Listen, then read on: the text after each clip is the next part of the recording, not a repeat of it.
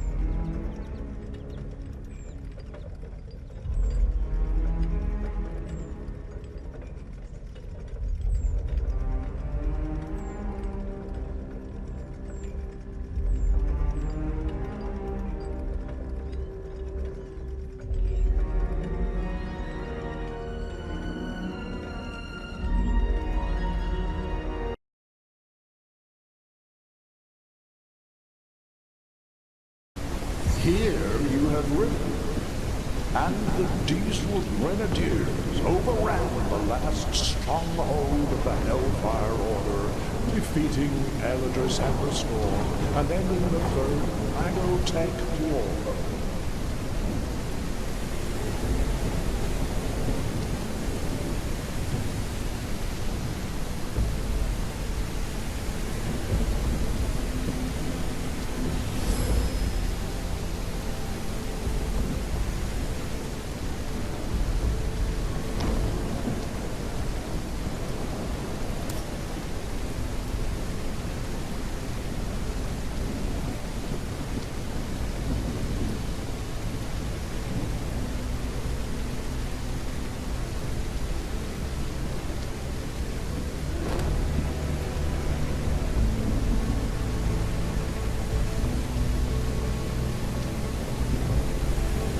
There's a strong flow of steam blocking the way.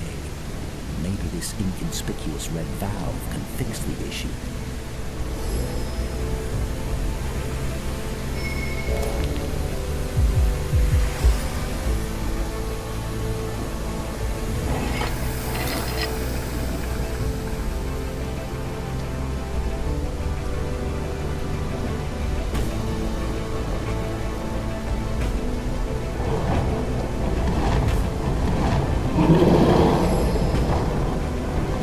Without their commander or magical powers, those who remained had no choice but to surrender.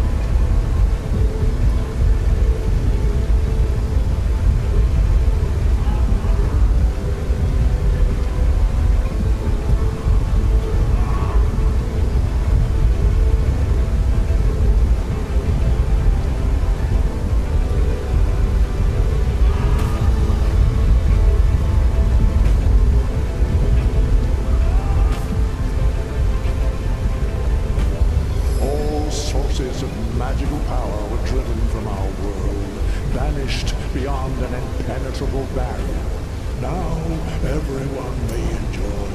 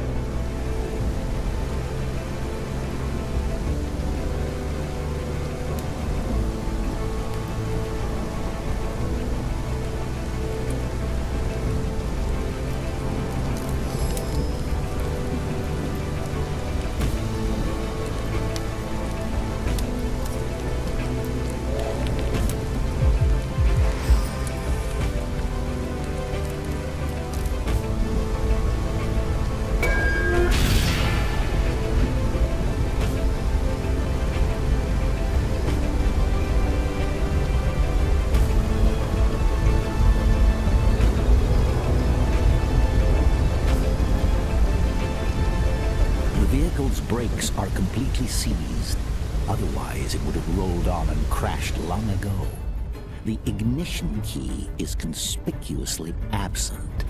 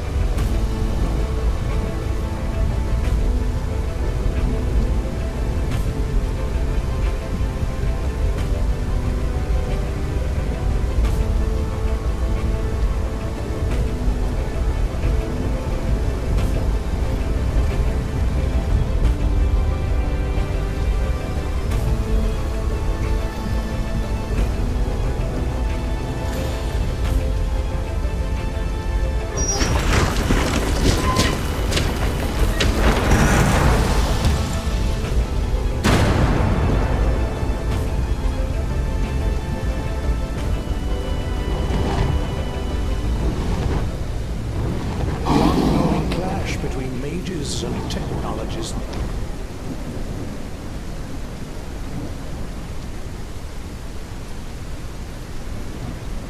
The outside in, transforming into hideous, decaying iron statues of themselves.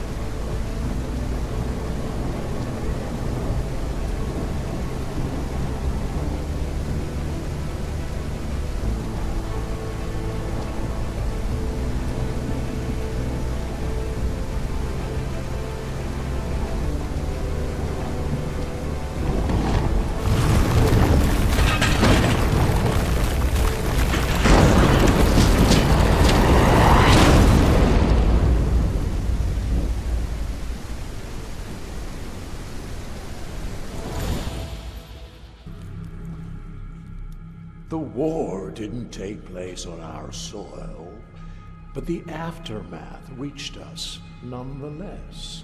Previously unseen magical creatures began harrying our village time and again. The nearest technologist outpost, the fire shrapnel, extorted taxes from us in exchange for protection, but did nothing to actually protect us. What an elaborate account. But tell me, why are you not content with existing literature on this subject?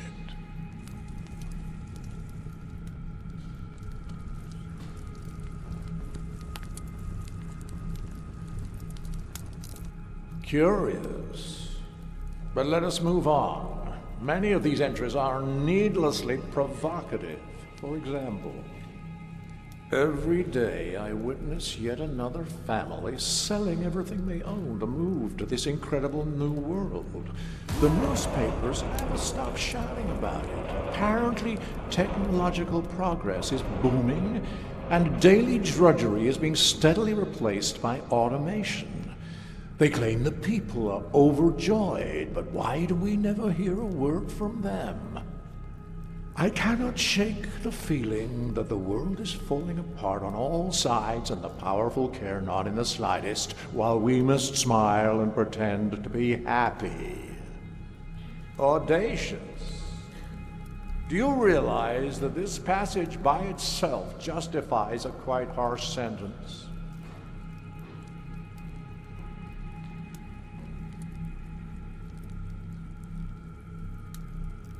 That was just the first entry. Every page is rife with distressing theories and questions.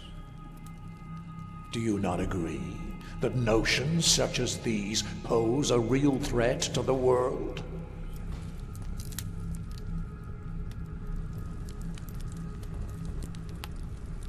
I see. You do realize everything that happened is entirely due to your ignorance and arrogance. Everyone who trusted you, believed in you, and every event that led us to this point. You don't even grasp the magnitude of your responsibility, do you? Each one of these notes perfectly illustrates your insistence on meddling in matters which do not concern you. Let's read another one, shall we? Right here. Something weird is happening over there. I can feel it. Everyone's talking about folks going missing. And what of that deranged dwarf who was shouting about experiments? Even if a word of it is true, I shudder to think what's become of those people, of my people. Exploiting the common folks' superstition to undermine technological progress. What's next? Tales of impossible monsters and phenomena that challenge those laws of reality we worked so hard to establish. Utter nonsense. But however distasteful I find this, we must proceed. Here is some of the reasoning, if such a word even applies, behind your conclusions. Interesting.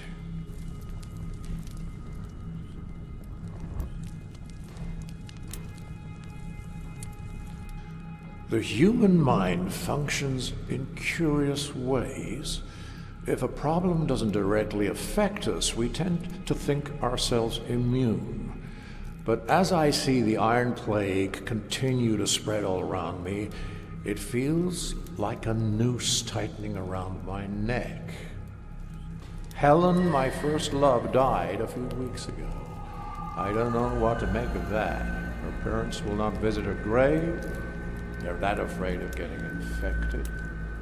Uncle Victor hasn't spoken in over a week. His skin has turned to a flaky, oxidized crust, and his breathing is labored. I don't know how long he'll last.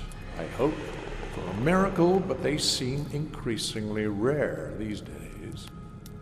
Even now, I can hear the metallic rattle of Aunt Hilda's joints. She keeps on smiling, even as the Iron Plague devours her without respite or mercy. All I can do is pray the disease doesn't take them all. If there's any chance to save them from this awful death, I'll take it, no matter the cost. They raised me, after all. I can't stand by and do nothing.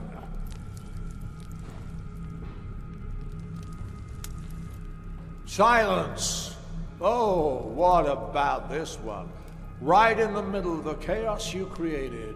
My journey has led to my meeting both magicians and technologists, and to question everything going on around me.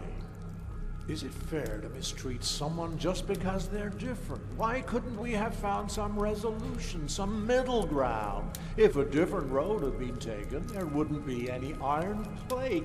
Do you honestly think no one tried to prevent this bloodshed? The laws binding reality were our only hope to stop this cruel fate from destroying us all. How dare you challenge them?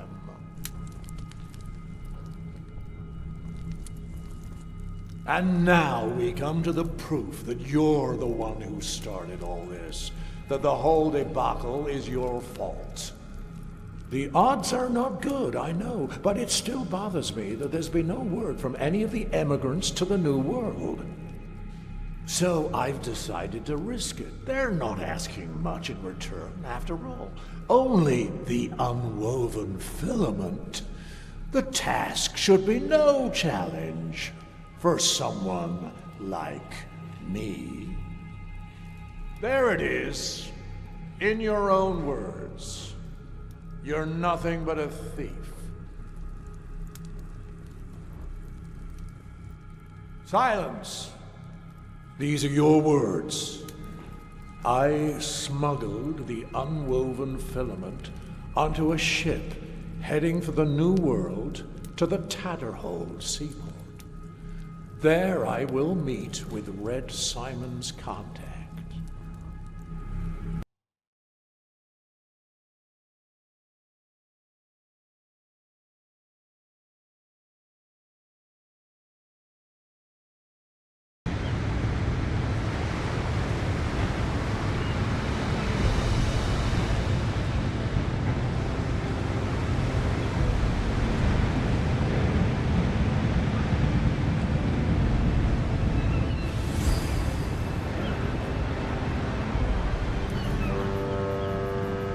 The interminable voyage from the old world is finally over, and the relentless seasickness has at last slackened its grip.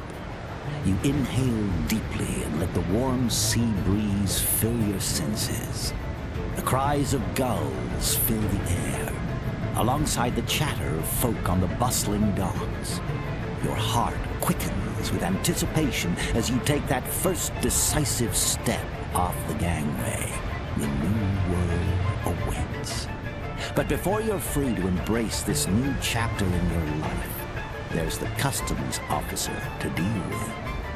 A young man in an ill-fitting uniform presides, papers strewn before him on the wooden tabletop. With an air of long-practiced indifference, he begins to read from a crumpled form. Good day to you, sir or madam. Let me be the first to welcome you to the new world. A place without poverty, hunger, or war. A place where everyone can achieve their dreams, etc., etc. You can become anyone you wish in the new world. A warrior, a magician, the president. Together we can make this the perfect home for everyone. A place where anything... Please, pass me your documents and join the line.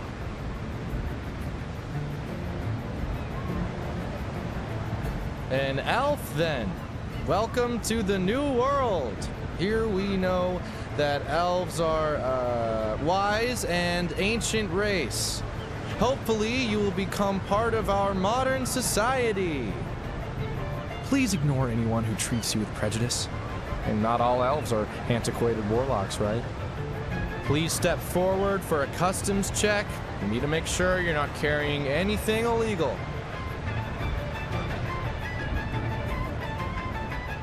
Oh, damn, I forgot to explain our laws. You can review them in the brochure, but since you're in a hurry, I'll read you the highlights myself. The uniformed young man isn't listening. He scrupulously recites the laws of the new world from a glossy pamphlet. This process is long and tedious, but what can you do about it? You just have to stand and wait. But once he's done, you're armed with a deep understanding of the laws of the new world. Surface inspection indicates the new arrival is not a magical being, has no visible signs of corruption, and no evident symptoms of the Iron Plague. Nor do I observe any kind of smoke, magical glow, unusual light refraction, or other manifestations of illegal or unregistered magical artifact. Looks like we're done here. Head on through, and good luck in the new world. Don't break the law and don't join any magical terrorist organizations. Have a good day.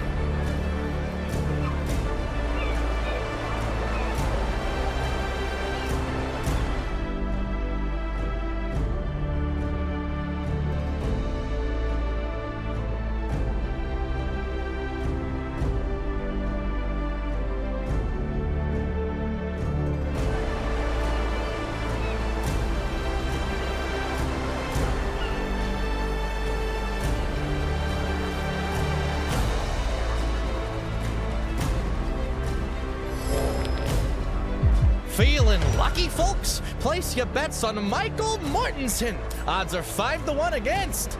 You're certain that fellow holding the Crimson Arrow sign just announced the very person you're supposed to meet on the docks?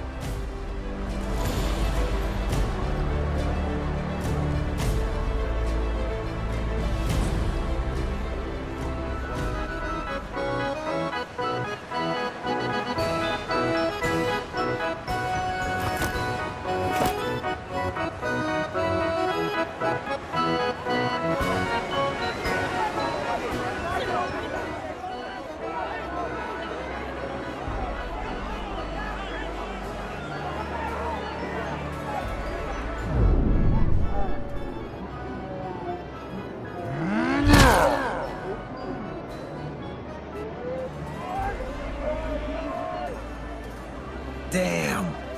That brawl was a real cracker. Up until your grand entrance, that is. My sniffer feels like a plate of mashed taters now. And I'm not loving it. Don't get me wrong. I'm glad you're here. But you could have chosen a less no-stumping moment, huh?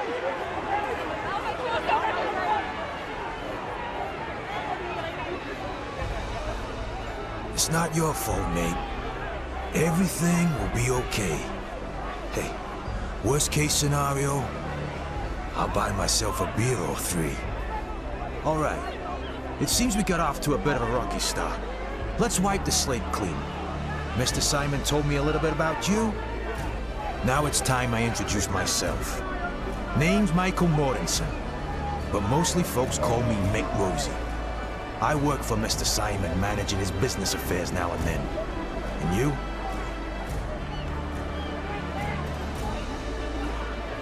Well met indeed. Now, let's get down to brass tacks. In the new world, everyone's got a debt hanging over their head. Me, for example, I have to get you to Mr. Simon. But there's a snag. I took a beating, and now I owe Ernie. Ernie's the bloke with the purse and the trusty notebook. Don't take this the wrong way, mate. Not holding a grudge or anything. But I got knocked out because of you. It's a bit of a tangled tale. But now it's you who's got a debt to settle with Ernie. We're not going anywhere until that's taken care of. You follow me?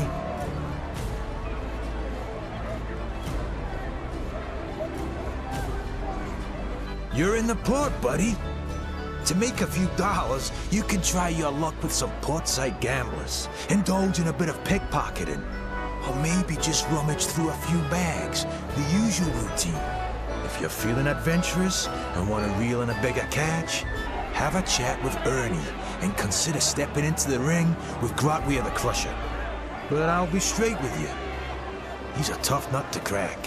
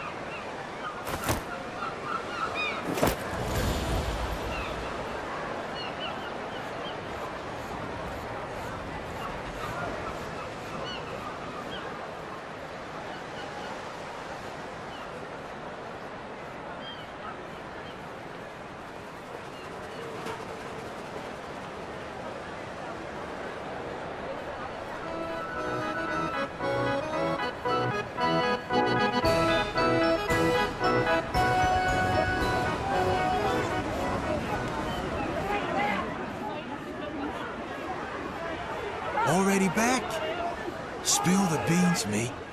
Ernie's not gonna release me until we settle that debt. Splendid. We can go now. By the way, where's your suitcase? Mr. Simon said you would have one. Didn't you pick it up yet? Blast it all. All right. Let's take a look at the luggage belt then. It's got to be there.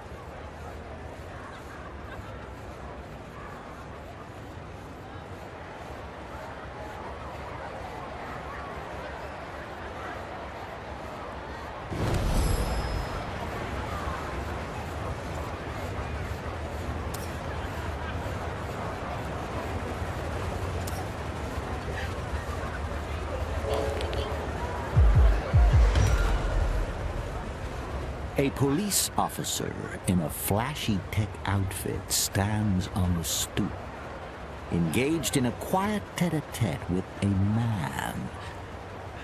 For some reason, this piques Mick's interest. The man delivers a parcel to the officer, who accepts it with a subtle nod, before passing something back in return. Every few seconds, the cop checks his surroundings, suggesting that this is an illicit exchange. Listen up, partner. I gotta sort a little something out with Jimmy. But I'll be back in 2 shakes, don't you worry. I had a feeling we were gonna get along. Hey, Jimmy, my man. The cop startles at Mick's exclamation, his countenance darkening as he looks up at the imposing giant. It's abundantly clear that he's less than thrilled by Mick's appearance. What do you want, Mortensen? Jimmy, you owe me a little something. And since I'm in the neighborhood, I thought I'd cash in. The policeman's face grows another shade darker as he forces a smile onto his face. Yeah, I think we need to have a little one-on-one off the record. The policeman nods pointedly in your direction. The policeman's eyes are darting about, and he's breathing in harsh gasps.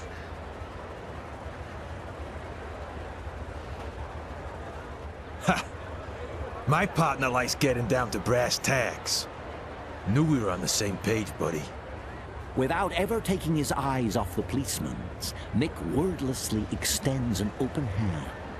Jimmy hesitates, but only briefly, his gaze snapping from the towering giant to you, then back again.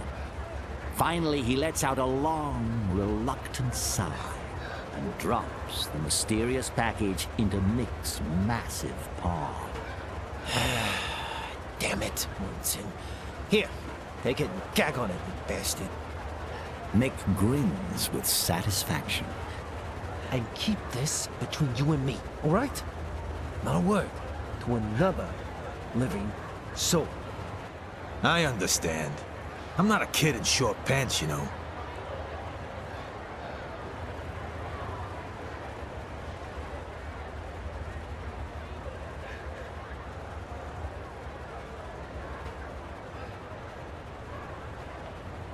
Hold on a sec. There's something I've got to take care of. Mick carefully unwraps the parcel to reveal a tiny heap of crystalline powder. It shimmers with different colors in the sunlight. Orphan. I'd have never made it through the mines without it. I was popping every single day. The work was that brutal. Thankfully, one of them flying critters was a friend of mine. Mick expertly snorts up a dose of Orphan, and a blissful grin takes over his face. Feel like giving it a shot? It'll toughen you up. Orphan is a potent drug which amps up your strength and reactions, but leads to a painful aftermath later. Moreover, it's highly addictive.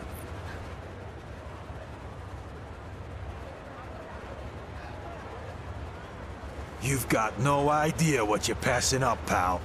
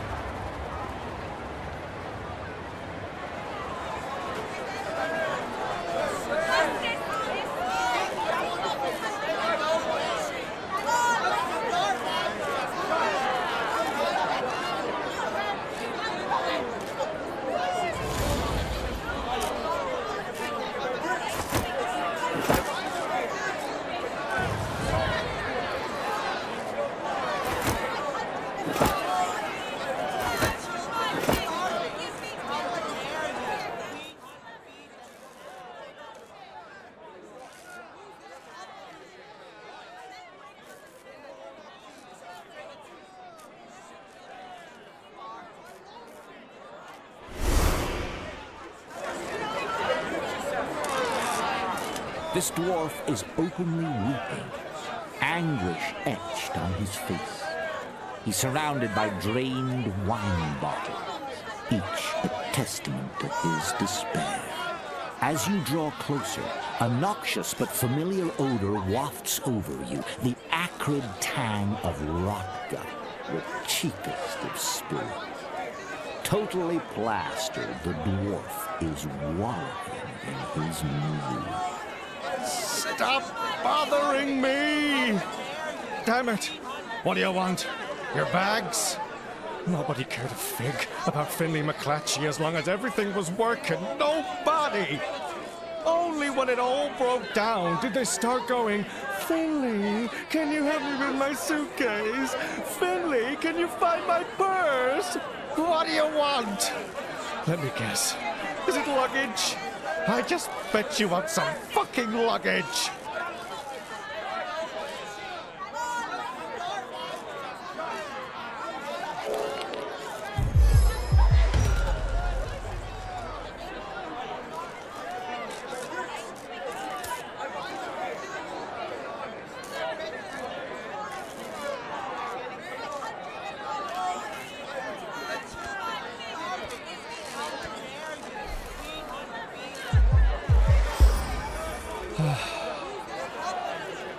It's like this. Richard Maxwell Gracefield Parisi III arrived in town 2 days ago. He's a famous theater director. there's been a shutdown at the station, and Mr. Parisi was invited to entertain any new arrivals until it's sorted out. I wanted to be an actor my whole life! Whoop. To be so adored that whenever people saw me, they would smile. You know what I mean? So this was the chance of a lifetime for me! But he just grabbed his suitcase and walked on by, didn't even glance in my direction. I'm so plain. I wasn't worth the least bit of his attention.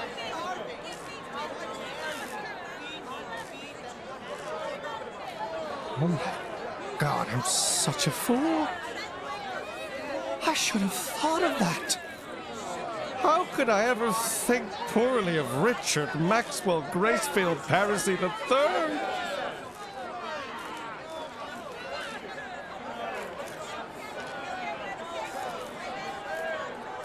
Oh, thank you so much.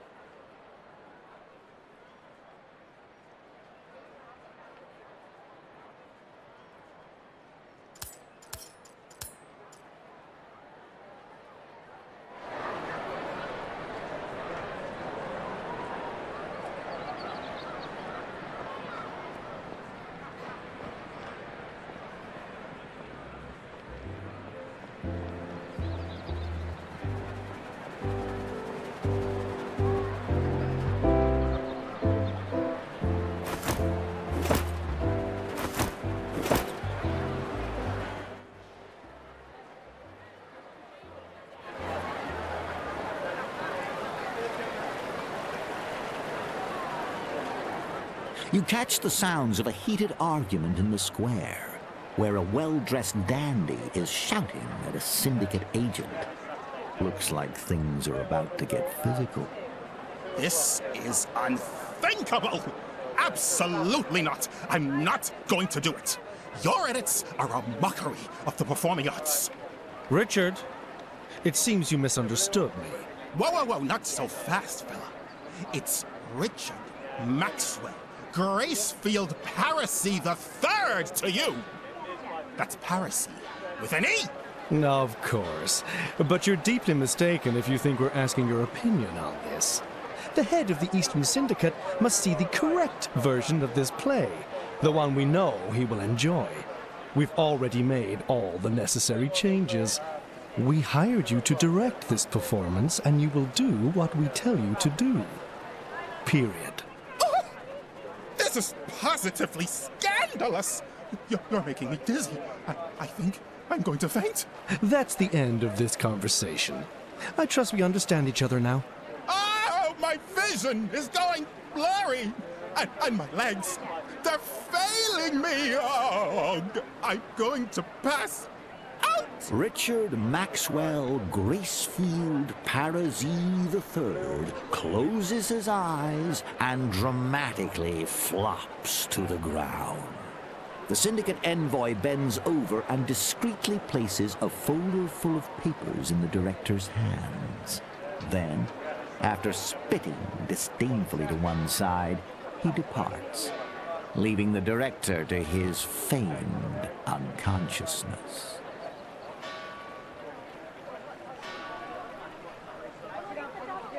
The director, seemingly much heartier than one might think, lets out a shrill feline screech before leaping to his feet with an astonishing burst of vitality. Hey, watch it! I'm taking a little break here. That imbecile is gone, right? The goddamn ass-licker. He's going to pay for trying to force his gibberish on me. A douchebag who's never even had a manicure! Can you believe it? Richard Maxwell Gracefield Parazy III, in his characteristically nonchalant fashion, fans himself with a thick folder, yet his gaze remains locked on Mick. Ah, Mickey, a radiant Rosie. And who's this you've got tagging along? I'm running a smidge low on those little pick-me-ups, you like. But give me 2 sunrises and we'll be flying high again. Richard, can't you ever keep your trap shut? That's got nothing to do with our business right now. Got it? Oh, I see. What do you want then?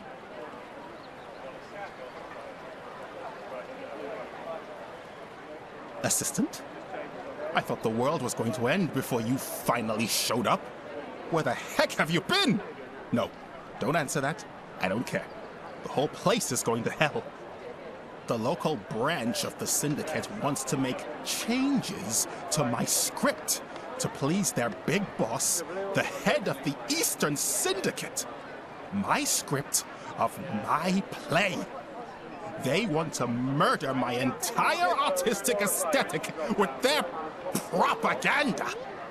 Moreover, there's no way the actors can learn new lines in such a short time. Especially these actors. Have you seen them around, by the way? Richard Maxwell Gracefield Parazy III wrings his hands nervously, but when his gaze returns to you, his eyes come to a sharp focus. Why are you still standing here? Why aren't you racing around solving my problems and carrying out my orders?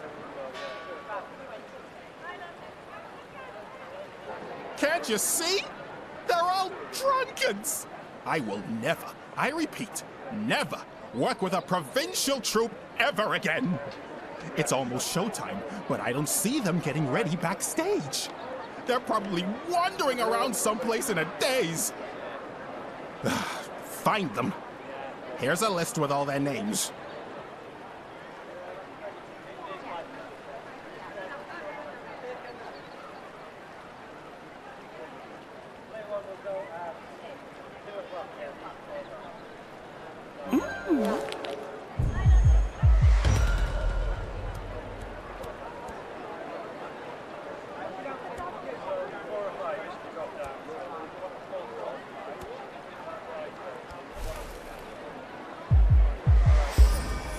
Damn it! Bring him here.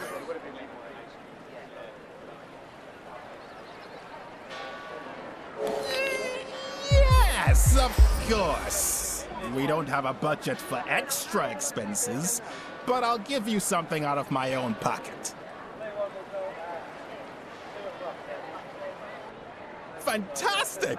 Now move, move, move! We're running out of time.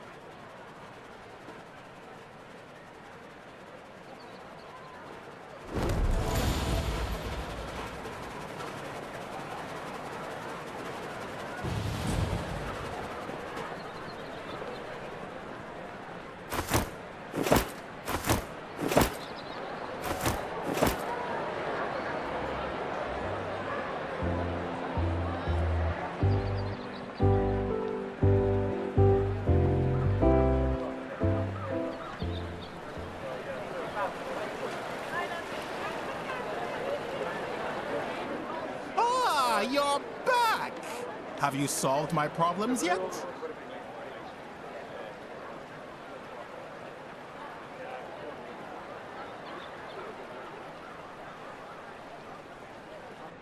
What took you so long? There's only minutes left until the show starts and the actors aren't ready! There wasn't any time for them to study the Syndicate's nightmare script. This is going to be a disaster. I'm picturing it already. My Violet forgetting her lines in front of everyone. Listen, you're my last hope. I need you to work as our prompter. I'm sure you can distinguish between my masterpiece and the Syndicate's disgusting propaganda. Well, this has got to be your magnum opus. Did you say something, Giant? Go to the prompter's booth and get to work. And hurry up! Hey, hello there, fiery gentlemen and divine ladies. Welcome to the exclusive, incredible, and ultra-modern New World. I hope your trip here was as magical as my new hairstyle. Yes, I heard about those few small bumps you faced along the way, but that's all in the past. It's time to move forward into the future. Now, hold on tight, my friends, because the real star is about to appear. The boss of the gigantic Eastern Syndicate, the incomparable Wayne Zindo! Take the microphone, Director Zindo, please. Welcome, newcomers, to our land. A land that lives and breathes freedom. At this point, I would normally be handing you a glass of wine while we all relax and have a nice chat, but today's circumstances call for a little improvisation. As you may have guessed, we've had a small problem with transportation. The train to New Ark has been delayed, but don't worry, Zhain and her team are already addressing this unpleasant issue. And when our system-wide automation is complete, such inconveniences will be nothing but a memory. You'll reach Newark eventually, and I guarantee it will be all the more thrilling for the wait. In the interim, the Syndicate has prepared a special gift for you. A drama arranged by Newark's acclaimed stage director, Richard Maxwell Gracefield Parisi III. Mr. Gracefield Parisi and his troupe will put on a performance of The Broken Heart of the Enchanted Beast. I hope you enjoy it as much as I know I will. You've got the play's script in hand, though not a single line has managed to evade the conspicuous scrawl of a red pen. Zindo's underlings have revised the entire text, transforming the director's vision into an extended series of advertisements. Worse, the actors haven't had time to commit these revisions to memory. Now you must step into the spotlight and guide everyone through the tsunami of altered text. But first, you must decide whether to stick to the original script or navigate the Syndicate's adaptation. Today, you will witness a love story unfold, and a vicious trap sprung, all in a sea of blood. Let this be a warning for any who dare bridge the gap between technology and magic. Nerio, dear Nerio, this love's a snare, for magic and technology clash and flare. Their realms apart, they shan't entwine.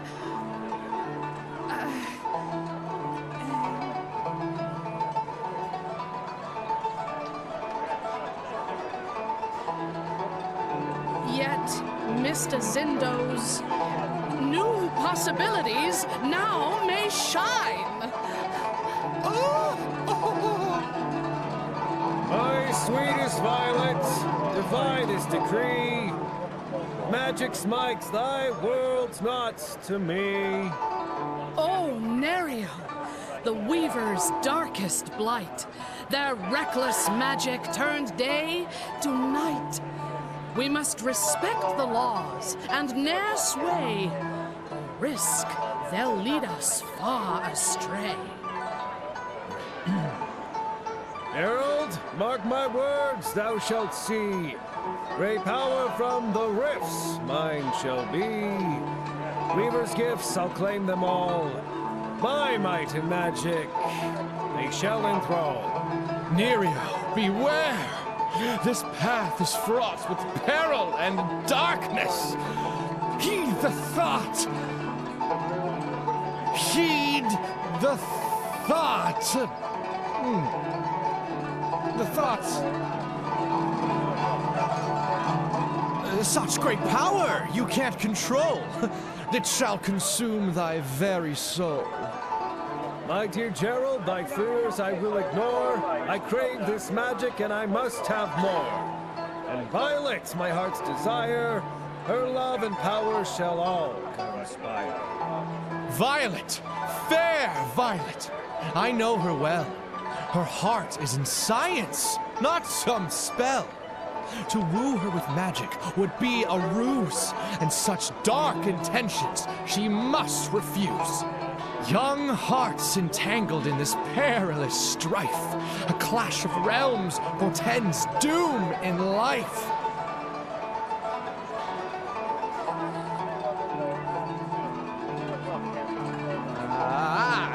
If Nerio has forsaken magic, trust in the Syndicate's might. Zindo could have saved his mind amidst this perilous fight. Nerio, dear Nerio, we must now part ways. For magic's darkness obscures your gaze.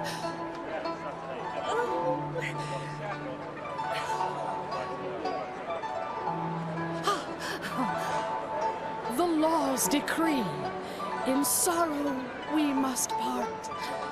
A love so pure, fallen to blackest art.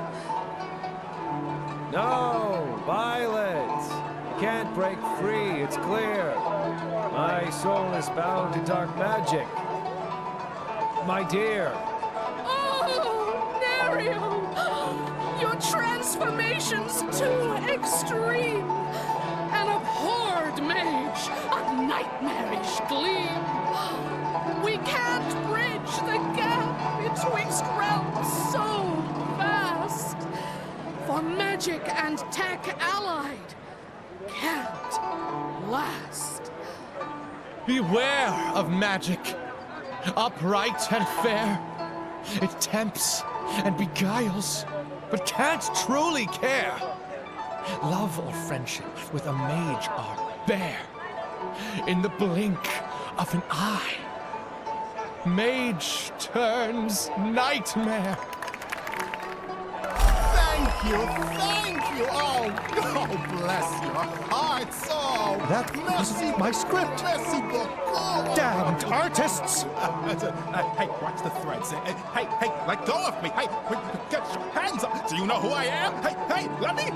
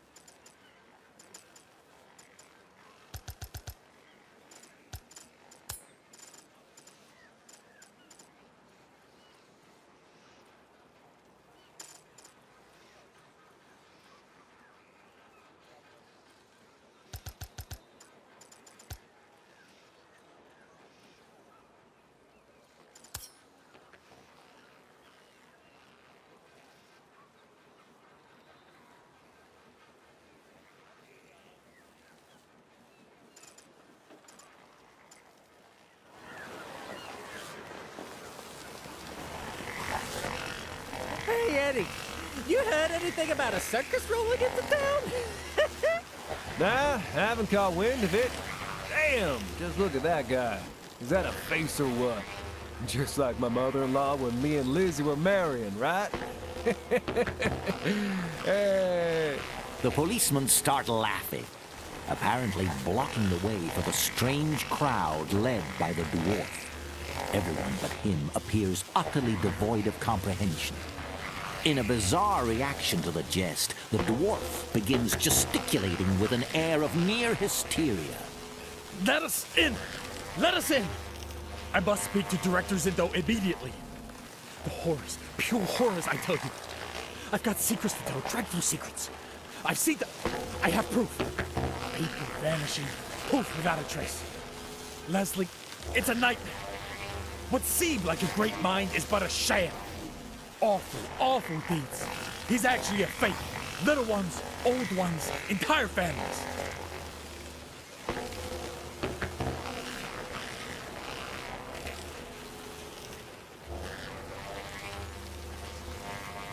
You focus your attention, endeavoring to discern any magic within these entities.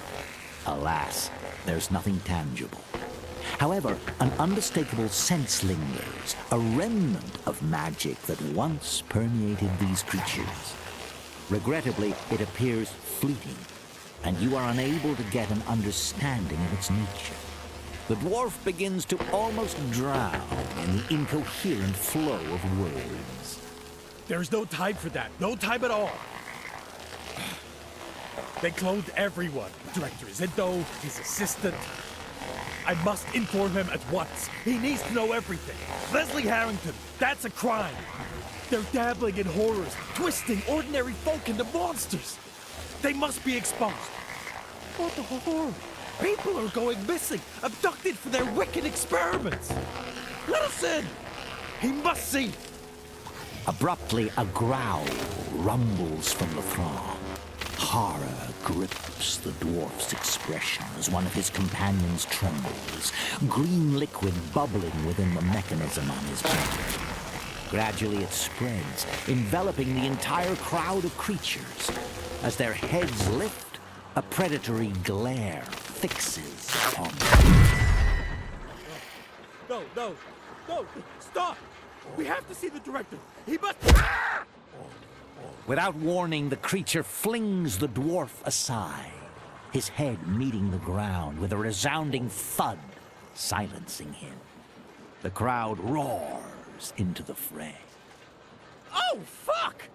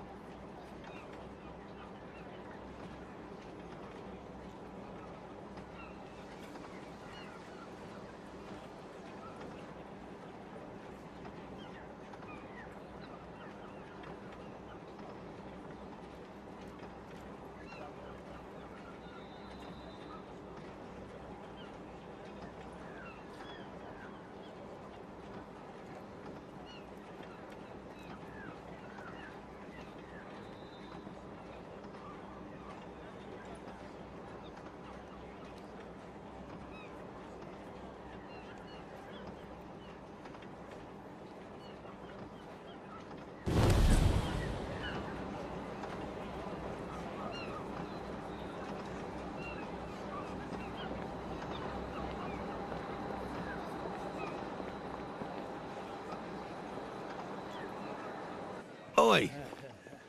Bloody hell, are you hearing me? Operator? Flipping hell.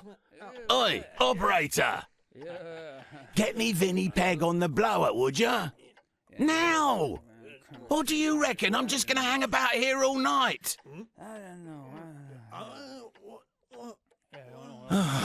Apologies, sure. I'm on hold here. Observe closely. A stout dwarf, his beard as fiery as the plumage of a phoenix, is deeply engaged in a telephonic exchange. Ah, now he's spotted you. A raised index finger. The universal gesture to wait. For an ephemeral tick of the clock, the very particulate in the air around you seems to have frozen in time. Oi, Vinny, is that you? Nah, don't be daft. Vinny, listen here, mate. We're all in the same boat, ain't we? I get it. You're a bit knackered with these Syndicate blokes nosing around. But it's my gear what's been gathering dust in your lockup, innit? Vinny boy, tune in and drop the bollocks.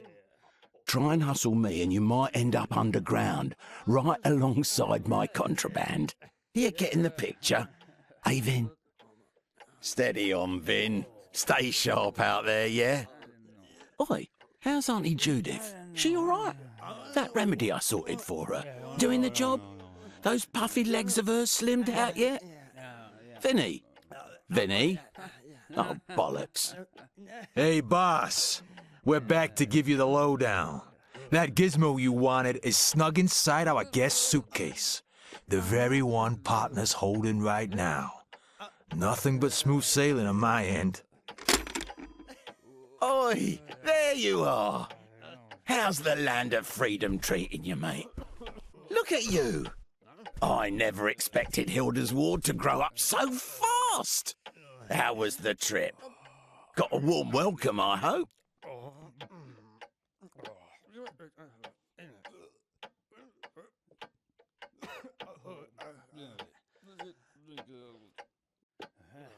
Oi, blimey. Now, ain't you looking dapper? Spot that, Mick? That's proper pedigree, that is. Blue in the veins and pure as the driven snow. Can't just toss that aside, mate. It's bred in the bone. None of that across the pond. It's all snark and snoot out here. Bit gritty for my tastes. And no bugger gives a toss. Where's the old school respect? You reading me? There's the wanderer. How was the old voyage, eh?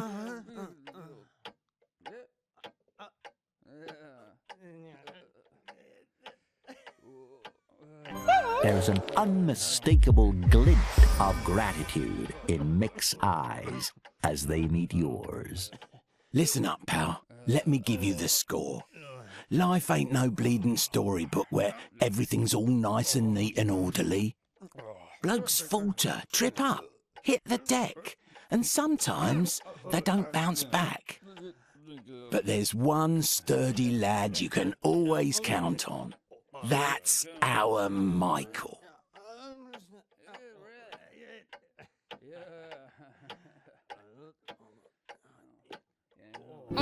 Really now? That's rich, Michael. Bloody rich. Surely we're not heading down that familiar old rabbit hole again? I wouldn't dream of it, boss. 4 days I spent squatting on that pier, eyeballing that ship. I got a bit restless, so I stirred the pot with some brawlers who hang around the port. Took a punch to the sniffer, too. Did you notice? His sweaty grip, pupils like dinner plates, and that eerily delighted grin. It's clear there's more to his account than he's letting on.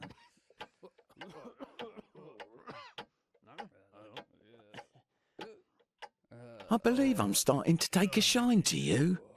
That's our style, mate. Straight off the boat and right down to business. All right. However you got here, you're in the fold now. So let's have a toast, eh? Here's to that pair of us, the grand old continent, and the road that lies ahead. Having declared his toast, It's evident that Red Simon is wholly committed and will brook no deviation from the ritual at hand. With a practiced flourish, Simon fills 3 glasses to the brim. He downs one, refills it, and repeats the ritual. Only after his 3rd pour does he turn to present the remaining drinks. Here's to the fresh face. Yeah.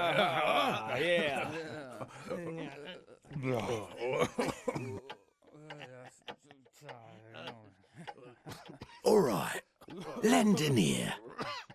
Picture young me, fresh off the boat, wide-eyed and fancy-free. A pioneer through and through. Didn't know a single soul in these parts. It was all on my shoulders. Every lesson and every scar was hard-earned. But tally it up now and look at the man before you. A dwarf of principle and honour. But fear not, mate. I'm gonna lay it all out for you. So get scribbling. The do's, the don'ts, the beasties that lurk in the shadows, and even what colour trousers best suits the game here. Simon tops off his drink, draining the last of the spirits. There's a moment of silent lament for the empty bottle before he swiftly discards it, and he's back in the narrative rhythm, puffs of cigar smoke punctuating his words. You got any clue at all what the New World's game is, mate? This bloody continent. It's a massive metaphorical melting pot, and it stews up every sod that lands here, every last one. Stick around and you're stamped with the Citizen of the New World label, see? Wizards, tech heads, sketchy figures, ladies of the night, and yes, even those pesky goblins. The whole lot of them. They're all jostling and using one another, all chasing that grand dream. Doesn't matter what your dream is. What you've got to keep fixed in your noggin is that to reach it, you need the whole motley crew. Every bleeding one of them. And here's the kicker. From one old-timer to another. Every single one of them needs a bit of you in the mix. Oi, I'm talking too much. Let's get down to business. You brought the artifact, yeah?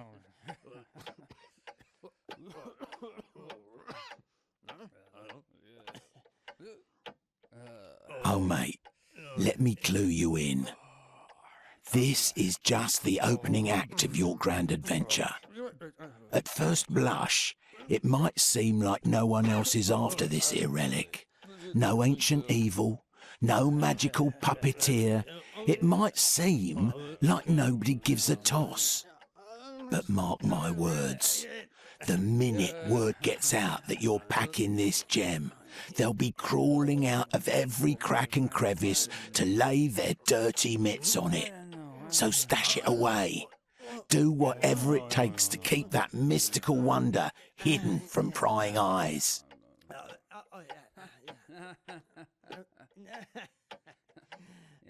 Simon is extremely gentle with the suitcase, as though it contained armed explosives. Turning it towards himself, he opens it, and a subdued radiance bathes his face in a golden glow. You think Fortune's smiling on us, boss? What's that? Boss? Yeah, Fortune is smiling on us today. Incredible, ain't it? Never did get much of all that wizardry stuff. But they do have a knack for dressing smart, don't they? Mages have got that flair, no doubt. Simon swiftly snaps the suitcase shut and stows it out of sight. Now for the less than jolly part of our tale. There's a group round these parts, goes by the name Arcane Tribunal. A bunch of magical purists causing a ruckus for the Syndicate. You'll find the Tech Syndicate's fingerprints all over anything remotely magical.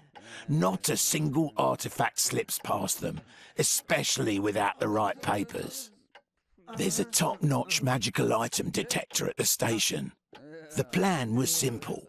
Grab a suitcase, jump on a train, head to the capital, and call it a day. But now, mate, we've got ourselves a wee snag. Everything was running smoothly. Had my own people everywhere. No clouds on the horizon. Then, about a week ago, a train conks out and they can't get it running again. Director Zindo himself drops in and takes charge. Now his lot's taking over all the key posts at lightning speed. Absolute migraine for our little operation, I tell you.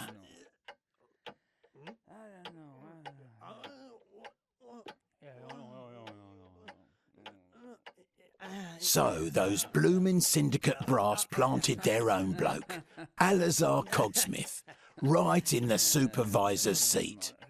And what's his first move? He sacks my bloke, of course.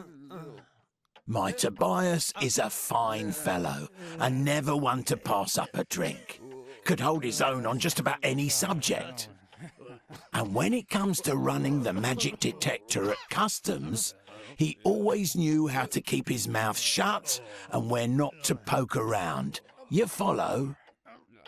Now we've got this fresh face, Harold Fugar, with his own agenda.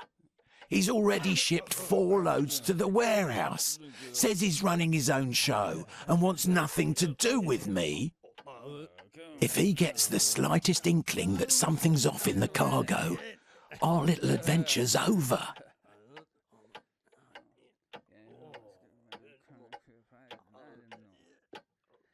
You're fresh blood round these parts. No reputation to speak of and no debts. You're a clean slate. Catch my drift? What I need is to get my Newman back into the railway business. What I need is to get my Newman back into the railroad business. I need someone I can rely on to conveniently overlook your magical baggage.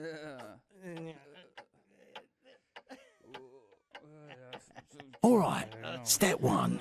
Get rid of Newman's stand-in, Harold Fugar, and have a chat with Tobias. He should be ready to get back to work. Here are their addresses. Nick will tag along and cover your rear. Off you go. Best of luck, and keep a sharp eye out for trouble.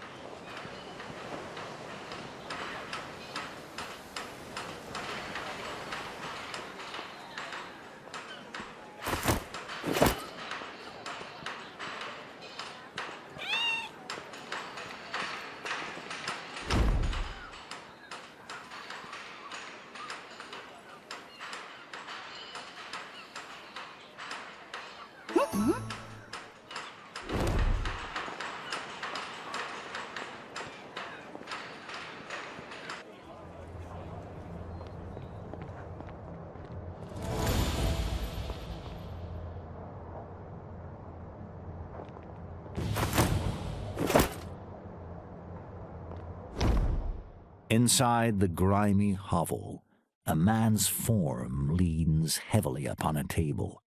His trembling grip suggests he could collapse at any moment. Empty bottles are scattered around the room, signs of a losing battle with alcohol-induced delirium. And directly across from this man... What the hell? Did I get a knock on the head? Or are you seeing that green fairy too? Ah! It appears we have company, my dear Mr. Newman. Would you care to join us? I happen to have with me the most exquisite moonshine you will ever taste, crafted in the Free States and distilled with the essence of pure magic. Utterly ethereal, I assure you. My wife's gonna murder me for this. Indeed, Toby, indeed. Here's to the two of us! Unable to support his own weight any longer, Toby crumples until his head comes to rest on the table with a thud. The fairy shakes his little head disapprovingly and refills his glass.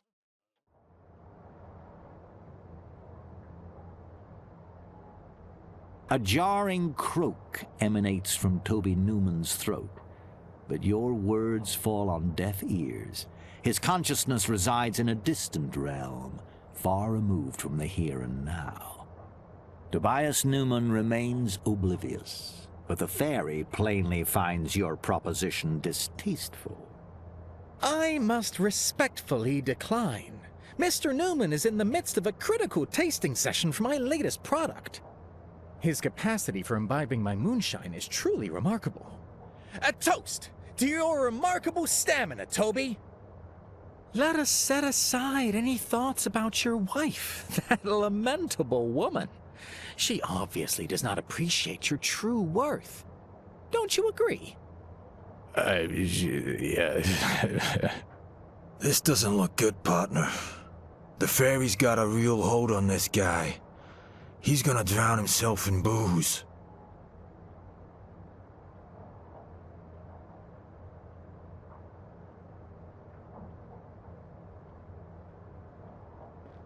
Very well, my dear.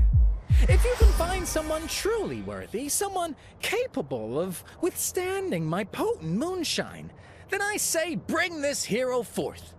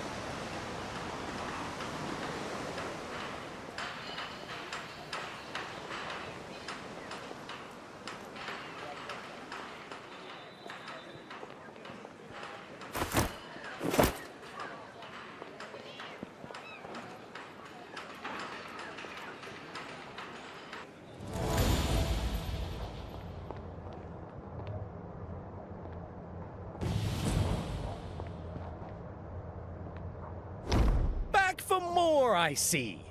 How about a sip of this enchanting moonshine to celebrate your return?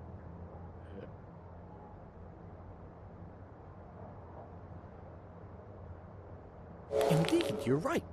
That awful harridan tried to lead Tobias away from the pleasures of drink, if you can believe it. If I have my druthers, she'll never darken our door again, mark my words!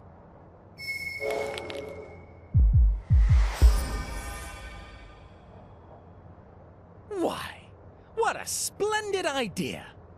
Mr. Bramblebrew proffers a brimful glass of his enigmatic liquor. It takes but one sip to know that this enchanted moonshine is truly extraordinary. It's far better than one would normally expect from a homemade brew. Though you've only had a taste, you feel slightly disoriented. Yes, very good. Do have more. Cheers to us! The fairy downs another glass with great enthusiasm and waits eagerly for you to do the same.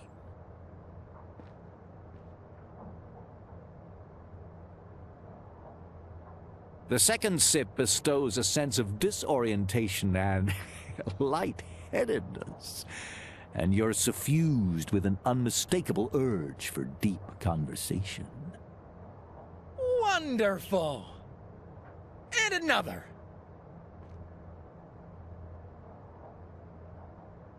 So she says to me, she says, "Get down off that darn sacred tree or I'll pluck your wings off."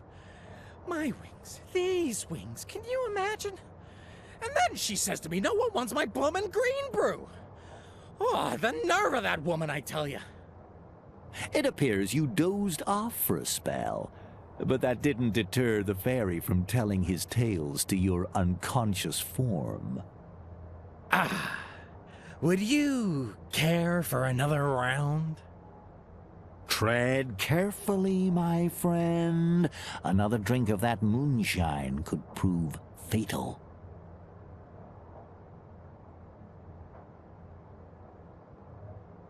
The final gulp of moonshine seems to scorch every inch of your insides. For a brief moment, you can't even draw a breath, and the world plunges into shadow. Then your surroundings slowly take shape once more. You stumble, but Mick lends you a steadying hand. He's looking at you with frank concern.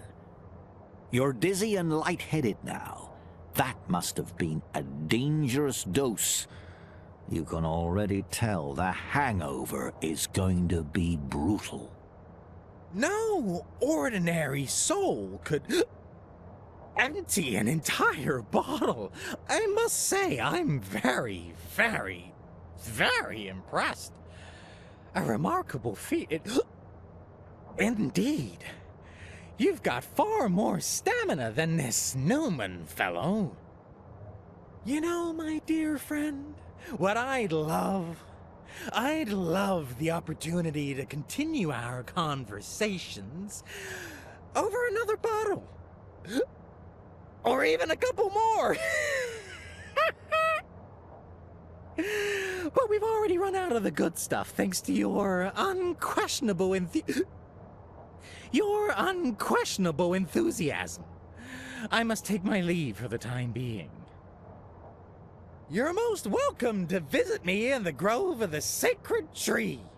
The fairy ascends drunkenly into the air, turns completely around twice as if looking for the exit, and vanishes in a bright green burst of light.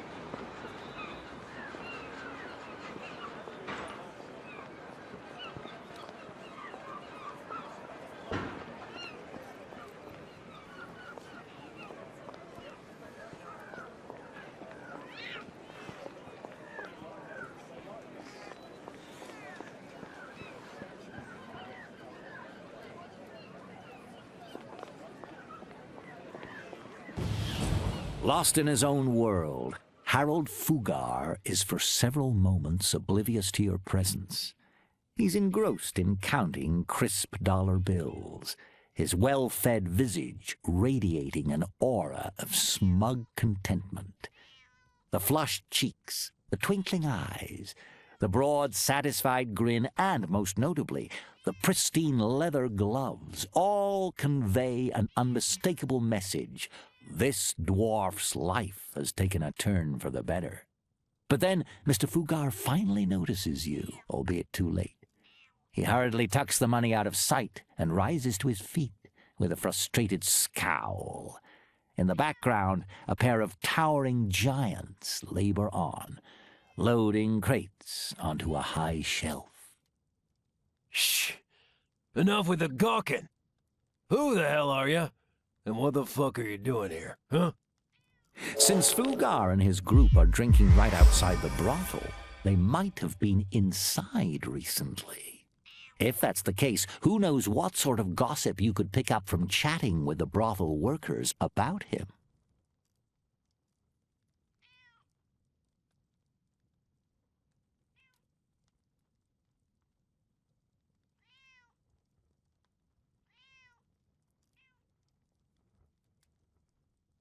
A map of Tatterhold lies on the table, marked with lines showing secret routes. The way Fugar tries to cover it, and the fact that all drawn paths clearly avoid police patrols, suggests it's a smuggling plan. It's doubtful that Zindo's people are aware of it.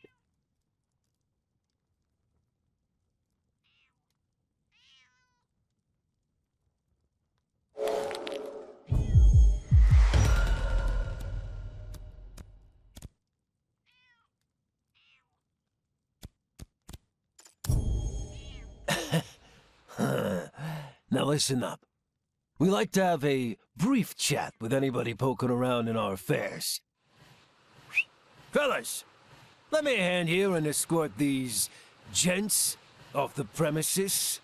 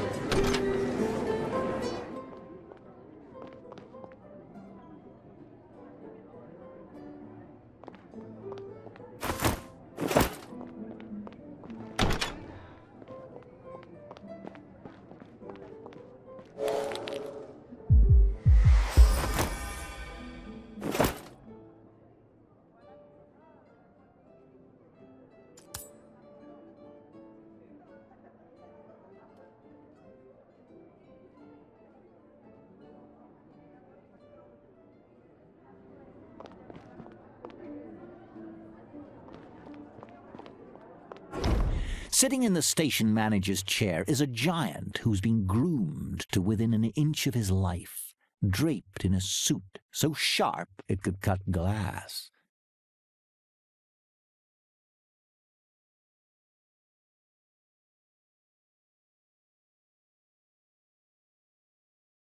His towering figure is surrounded by papers and folders full of papers, all meticulously arranged in square-cornered stacks.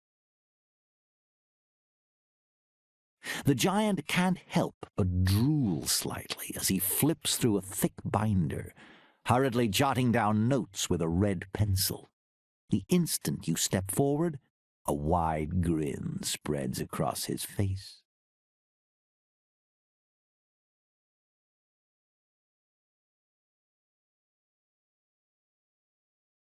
Hey, listen, what do you think about this? By the grace of technological advancement and the comprehensive harmonization of our collective labor, we have not only met, but far exceeded the norms of public transportation. Under the banner of technological triumph, we do not rest on our laurels, no. We are proud to take on any tasks the Syndicate assigns. The giant's immense pleasure in his own writing is impossible to miss. Thanks to the enduring faith of our people, we are able to turn dreams into reality. Every piece of cargo we move is another stride toward a radiant tomorrow, toward new, uncharted vistas of achievement, toward the veritable conquest of technology itself. What do you think?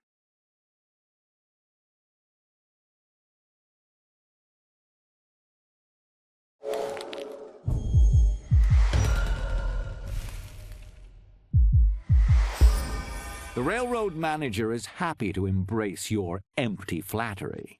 Now he's completely convinced of the brilliance of his prose. Yes, precisely. That is precisely what I wanted to accomplish with my report on the station. Something akin to a work of art. I believe I have achieved just that.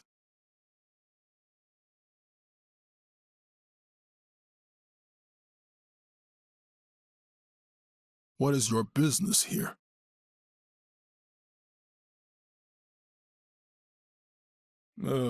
Regrettably, Tobias Newman failed to meet our expectations, and he became the target of numerous grievances from other employees. In light of his intolerable drinking, the decision was taken to suspend him from his duties indefinitely. We will find another professional to monitor our magic scanner. Magic scanners. Yes, we have several of them.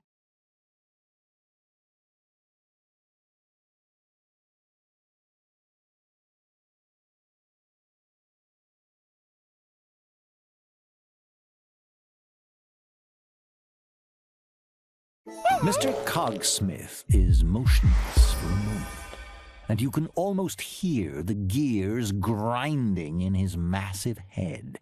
Then, gradually, his expression changes.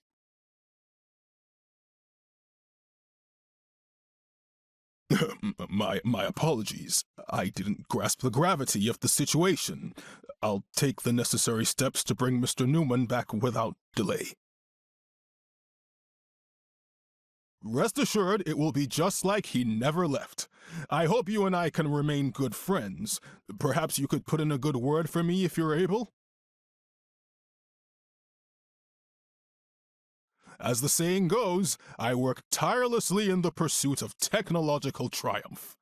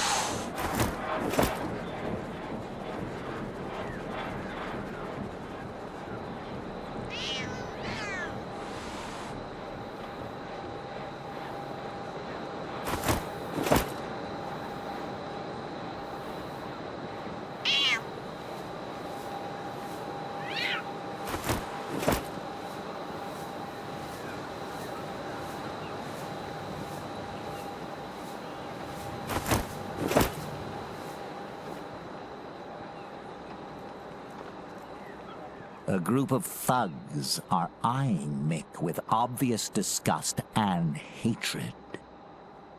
Well, well, if it ain't old Mickey Stick the Prick in any hole Mortensen.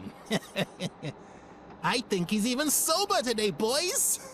And you're always saying miracles aren't real, Bobby. What's wrong, Mick? Money tight? Run out of the good old wonder powder? Have you considered moonlighting at a brothel? There's gotta be demand in this freak-infested town for one of your kind. In conclusion, he loudly clears his throat and spits on the ground by Mick's boot. The giant ignores him.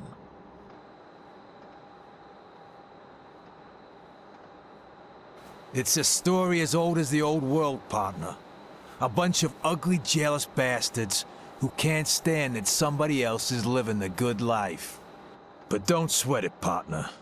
As my dear mama used to say, unlovable buggers are always the first to spread hate.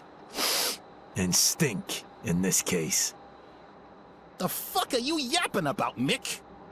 Don't think too hard, Joe, or you'll overheat like a neglected automaton. Seems like it, partner. What do you want, Joe? I'm on important business here. So get to the point before I run out of patience. That's tough talk coming from you, Mick, but Simon's name isn't gonna protect you this time. Your debts are due, old pal. Today. If you're not ready to pay with honest work, then, well, the big man said he's willing to accept blood instead. What do you say? Boy, that's rich. You talking about honest work? You should have stuck to breaking rocks. Safer.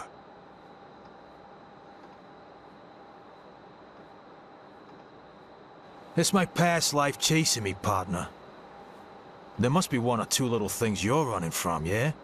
But that's not a conversation for new friends. Let's leave it for another time. The only thing you'll be leaving here is your teeth. Boys, show him how we deal with pervert scum like him.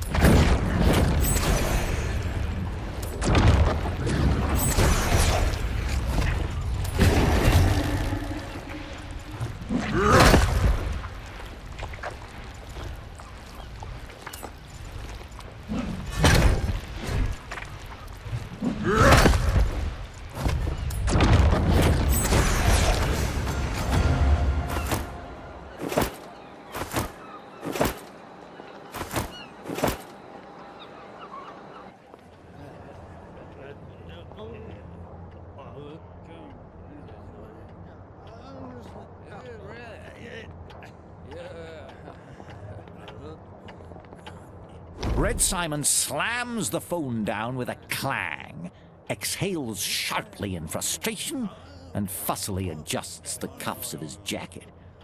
Looks like someone's having a bad day. Damn those wretches. Why can't we manage the distribution of power like gentlemen? That would benefit everyone, right? With a muttered curse, he picks up his whiskey glass and takes a sip. Then his eyes suddenly land on you.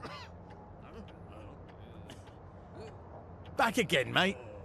I hope you brought some good tidings this time, because I've had my fill of bad news for today. For the whole year, actually.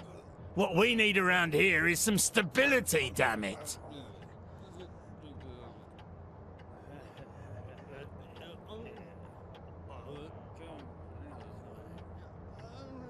I knew you'd handle it, my friend. It's in your blood. Many thanks.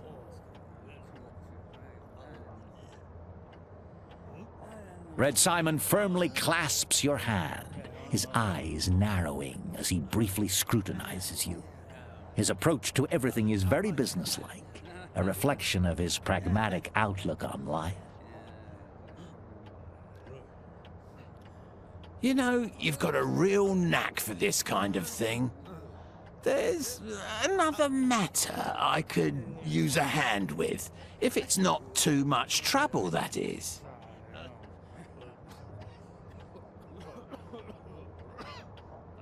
The only things that truly get on my nerves are stupidity and wasting my time. Today I got word that I'll be dealing with both. That's why I need someone trustworthy and sharp, like you. Mick loudly clears his throat, drawing all eyes to him. Michael Mortensen. When did you start acting like such a wimp? I don't deny that you're trustworthy. As for being sharp, we can revisit that after we've fixed up your reputation. We're in the midst of a power struggle right now. Elections are coming up soon, and two very eager parties are gunning to install their candidate. The result is utter chaos, which doesn't bode well for me. Influence is something you've got to keep a tight grip on, my friend. And you've got to keep it under control, even when you're dealing with blockheads. Especially then. So I need you and Mick to sort out this mess. Only one side can be left standing. I don't care which. The main thing is that the victor owes a debt to Red Simon.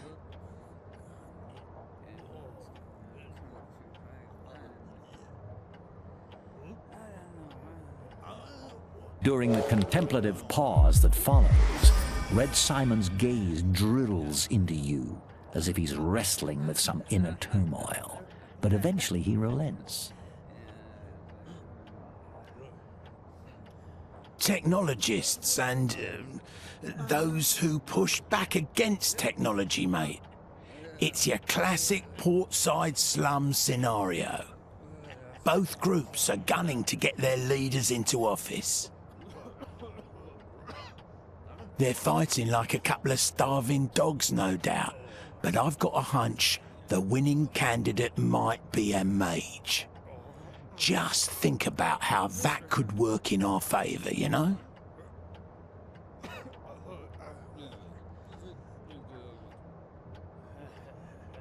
Really?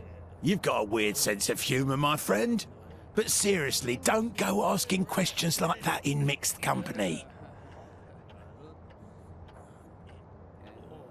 This city is under Director Zindo's thumb. There's no such thing as a fair election here. Whoever the director reckons has the most potential will nab the gig. But you and I can give him a little nudge towards the right choice. Our choice. And having a contact in the Senate certainly doesn't hurt. Pick whatever side you fancy, and use whatever criteria suits you. Then make sure they grab victory by the horns. Right now, they seem to be focused on cozying up to the director. I don't give a damn who comes out on top, as long as they don't get in my way. Too many deliveries have gone down the drain because of these ridiculous showdowns. I don't have time for this. I have an appointment with Director Zindo.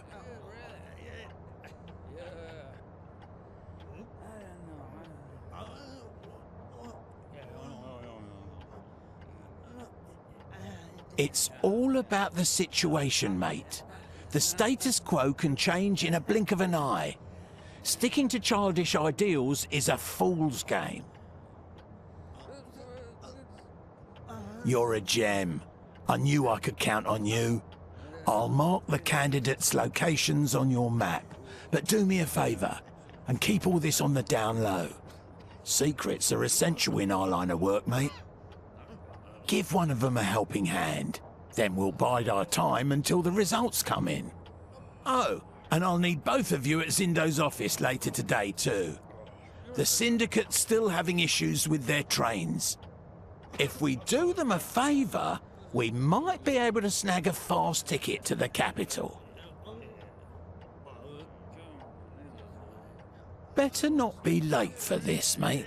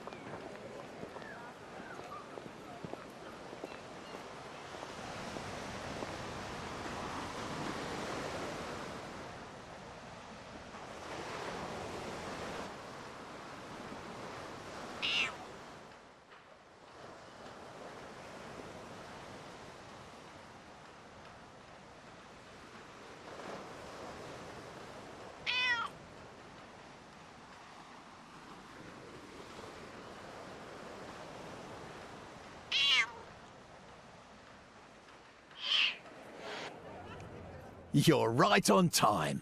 Excellent.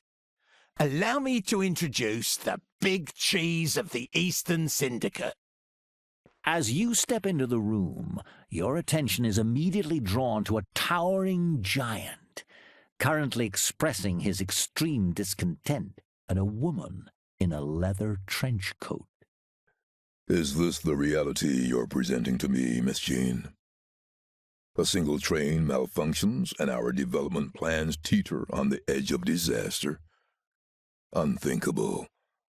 It is, after all, your responsibility to see that issues like this are swiftly resolved. Yet all I hear are excuses and empty promises. All the managers seem to have their grubby hands in the pot, undermining the future we're trying to forge. I trust you will use this opportunity to demonstrate your true worth to the Syndicate, and more crucially, to me. The woman responds with a brisk nod, her achingly beautiful face devoid of emotion. Then she shifts her gaze directly at you.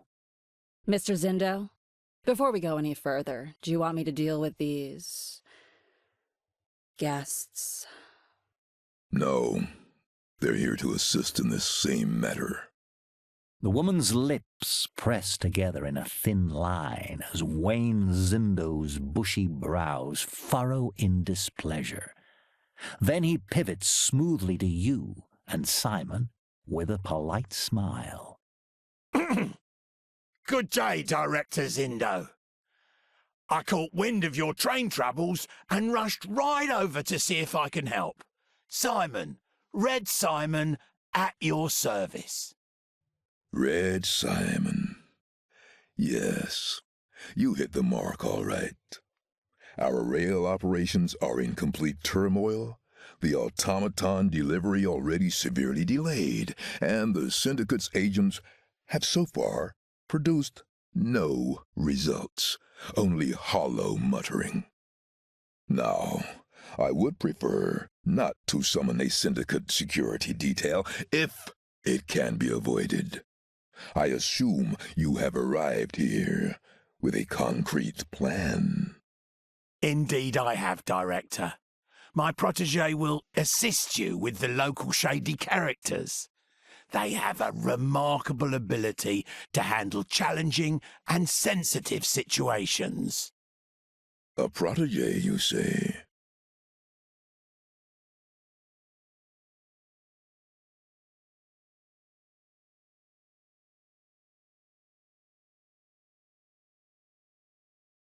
Let's get a few details out of the way. You answer only to me, and don't get the idea this is a partnership. Now enlighten me on what skills you bring to the table.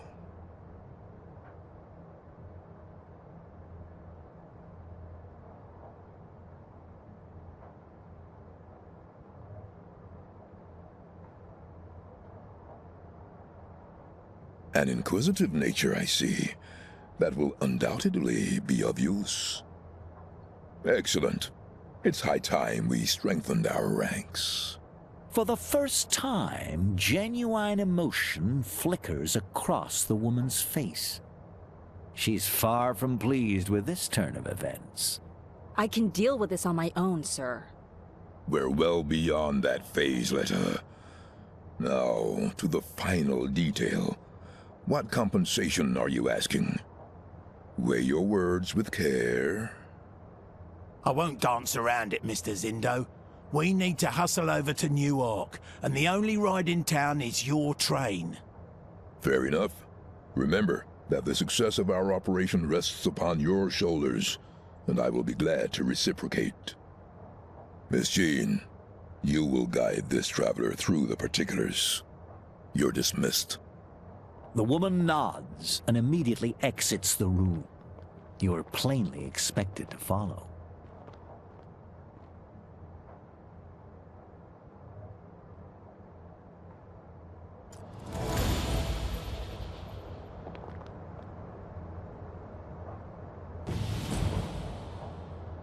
Whether it was Zindo's harsh words or the nature of her assignment, Miss Jean's vexation is palpable. Yet, as you exit Zindo's office, she quickly reassumes the neutral facade of a no-nonsense professional. Looks like I've got no choice but to bring you two along. Just know that I'm the Frontier's sharpest headhunter, the one Zindo trusts with his private dealings. Call me Letta Jean. The rest is not your concern for the time being. I expect you to pull your weight. We need to deal with the problem quickly.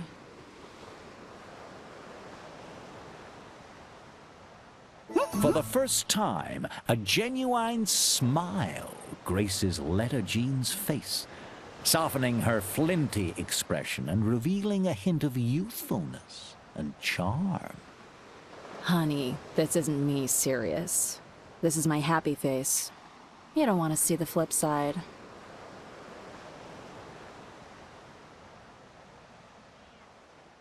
Here's the rundown. A train carrying a shipment of automatons to the capital is trapped in a tunnel. None of Zindo's agents have any answers as of yet, but my bet is on sabotage. The mission is simple. Identify the mess and clean it up. Fast. Understood?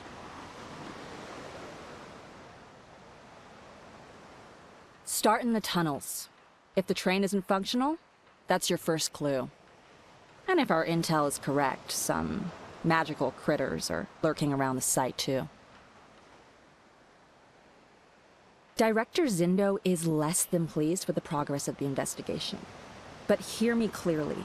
I will track down everyone involved. They will face the consequences of interrupting the Syndicate's agenda.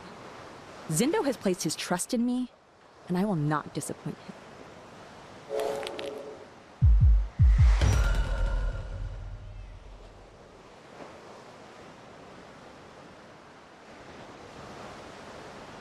Fine. I reckon Zindo will cover it. Well, no point dawdling then.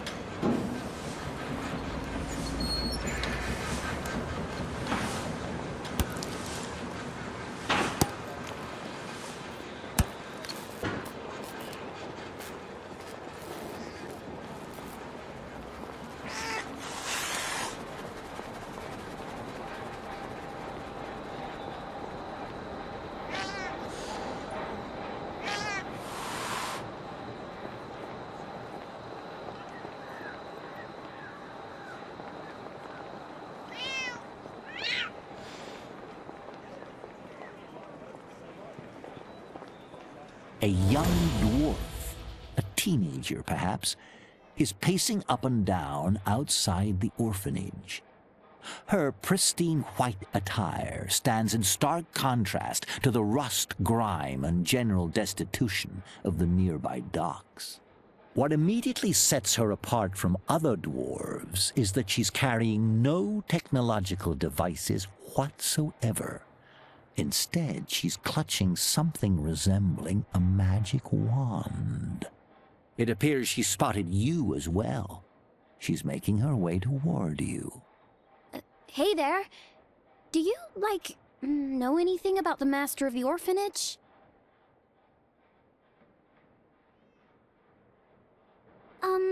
Not exactly. It seems we've stumbled upon a small problem. The girl sucks in a lungful of air as if gearing up for an impassioned speech. She's bouncing on her toes in anticipation. Okay. The deal is that Master Nemeris, the master of the orphanage, has, vanished into thin air.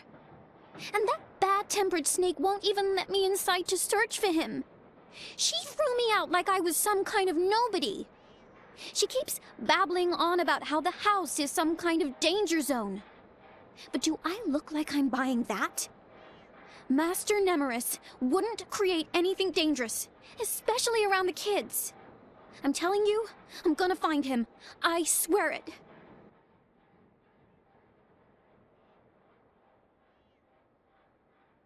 Orla Byrne, the inspector. She's clueless when it comes to magic. She can be a bit pompous, and acts like she's some kind of big shot. It sounds like the Syndicate chose to send Orla Byrne for this assignment.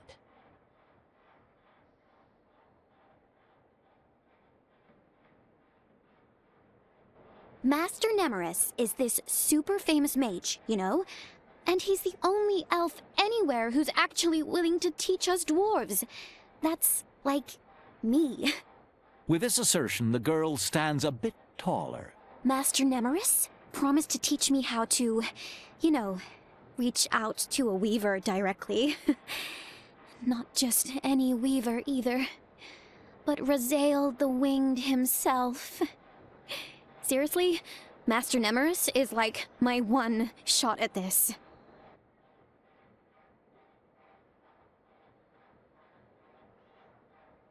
The girl's eyes are glowing with fervent zeal. She rummages in her bag for a moment and produces a sheet of paper, which she unfolds and thrusts before Letta's face. Ta-da! This is Razael. I mean, come on! Isn't he, dreamy beyond words? Well, on a purely aesthetic basis. He's perfect. So incredibly gorgeous. We're definitely gonna meet, then I can, finally confess my love to him. You want to confess your love to a weaver? Those near-immortal demigod types who drip magic into our world? Yes. I'm at a loss for words here, partner. I've long suspected that every mage has a few loose screws. Seems they're born that way. I'll ask again. Are you, here to see Master Nemeris?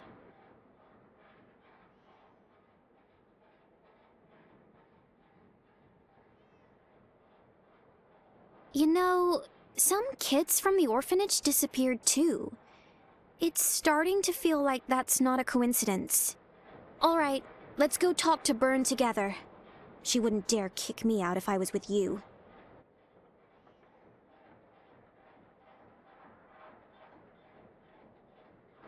Half-educated? When it comes to magical theory, not even a fancy elven academy student could top me. Plus, you seem, totally capable of handling yourself. As for me...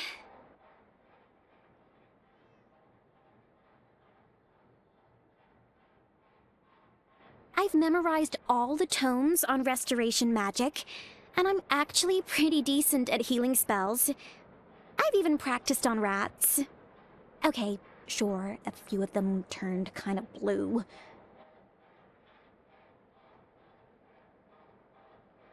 Perfect. The orphanage door swings ominously open with a series of drawn-out creaks. From within wafts the noise of shrill screams, unsettling howls, and a heavy pounding. A disheveled woman bolts out of the open door, her hair matted with cobwebs, her dress covered in dust, and its hem spattered with a mysterious red stain.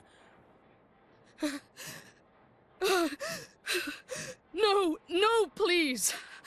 I'm not going back there. With that, she slumps to the ground, where she rocks herself back and forth, pupils wide with fear.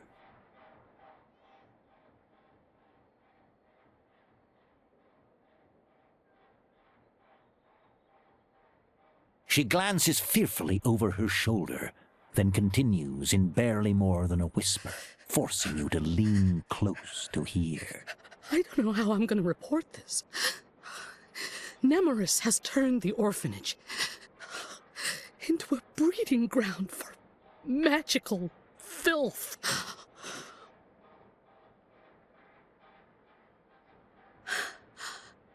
I didn't get to the documents. I never even made it to the library. That's where the key to Nemeris's office should be. The poltergeist wouldn't let me pass the first floor. I'm not going back in there. The woman falls silent, her gaze fixed on nothing at all. If she can hear you now, she makes no sign. We've got to figure this out on our own. So here's the plan. We head inside, snag the key, then uncover all the answers in Master Nemeris's office. The lass is spot on, partner. It's Magda, Darren, by the way. Nice to meet you.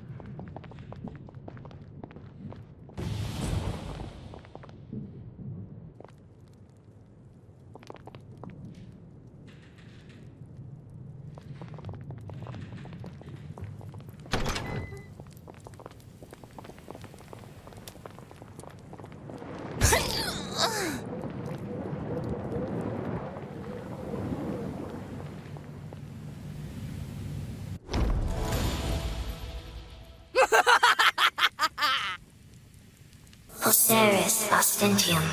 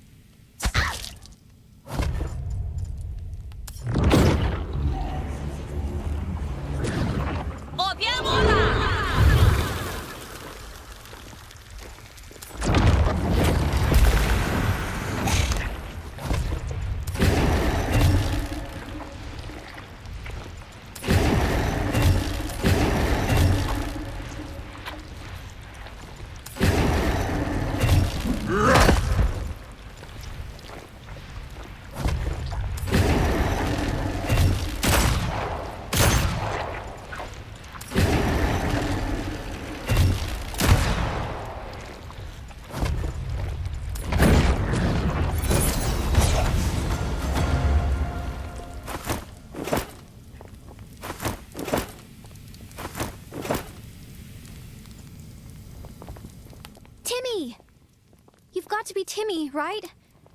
It's Tim. Thanks, but I would have managed anyway, you know? I've already had my encounters with the bogeyman. I've got a whole necklace of their teeth, see?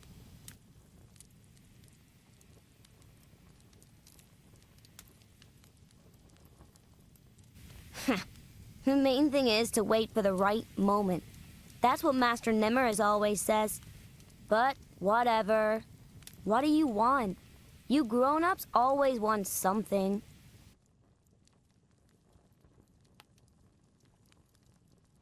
I just don't blabber. Say something wrong, and you get smacked. That's how it goes. Maybe I do. Maybe I don't.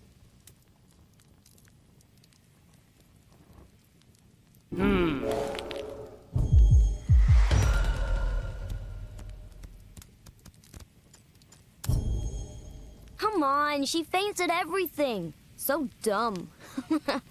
I wonder how many times in a row she can faint if I summon a poltergeist. Huh.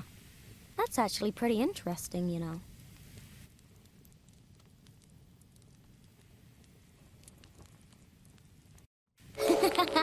She's so hilarious when she's scared, right? Just picture her face when I've grown powerful and turn her into a chicken. That will be her cluck, cluck, clucky day.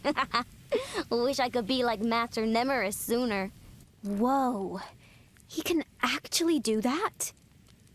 That's, like, impossible. Well, I haven't seen that exact spell, but... Okay, if anything, Master Nemeris will wipe the floor with you.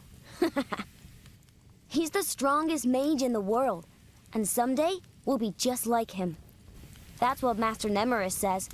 He wants us safe from all those creepy grown-ups, you know? Says we're gifted. What does he do with the gifted ones? I'm, like, totally gifted too.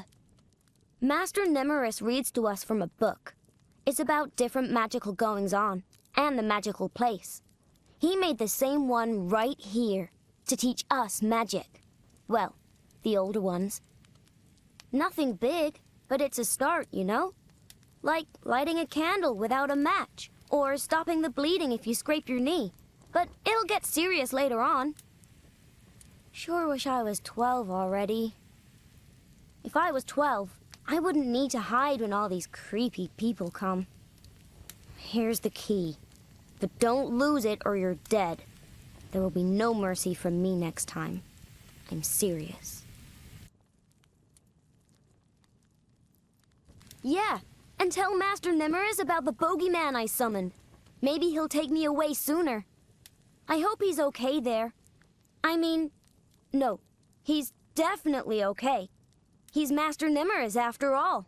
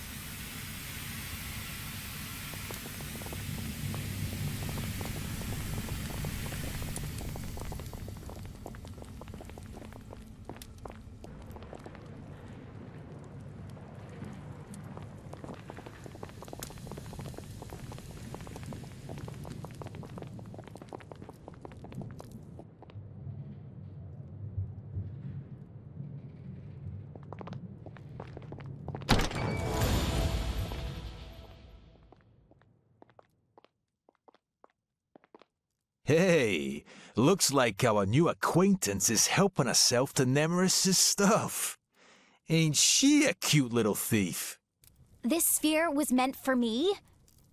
It's a gift from Raziel himself. Kinda. Yes. No! I was gonna get it anyway. Besides, it's not like Nemeris has any use for it now, right? I'm sorry, but I obviously need it more than you do. Pretty please let me keep it. It means the world to me. It's a magical orb of concentration. I've read that it really, helps a mage focus their magic.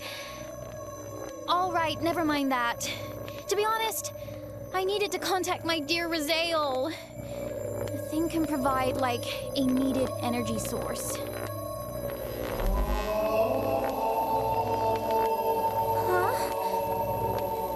I squeezed it a bit too hard or something. Wow! I can feel it getting warmer. See? It's like a really potent arcane relic. It's vibrating with magic right in my hands. Crazy!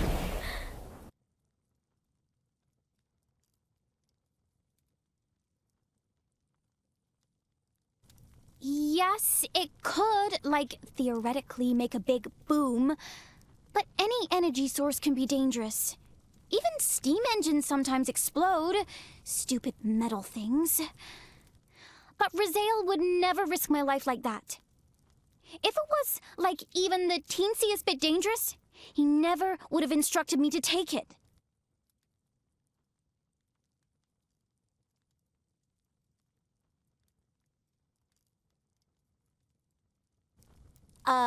The sphere is still meant for me. And, I mean, if it was important to Nemeris, he would have carried it with him wherever he went, right? So it's better that I take the sphere than leave it gathering dust until some kid messes with it. Or a brute of a technologist throws it against a wall. No offense. None taken, Shorty. It's a damn fine compliment for an honest man.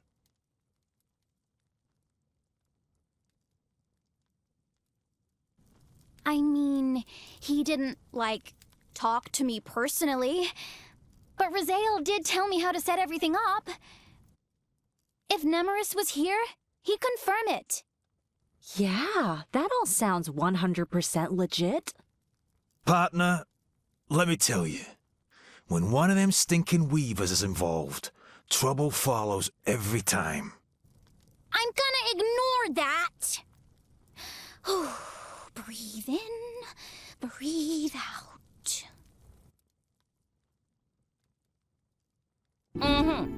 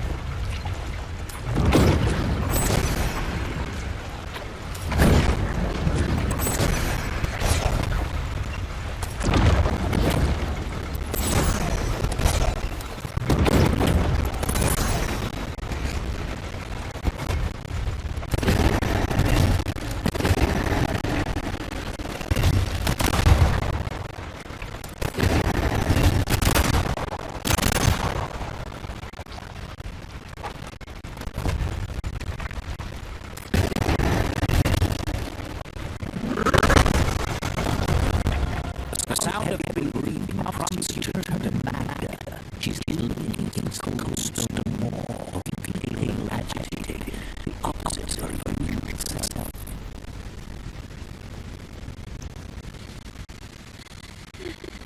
These kids are horrifying!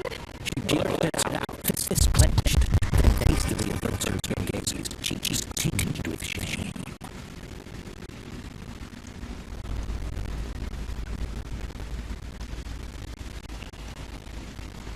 You feel a surge of excitement, as if every one of your cells was vibrating in harmony.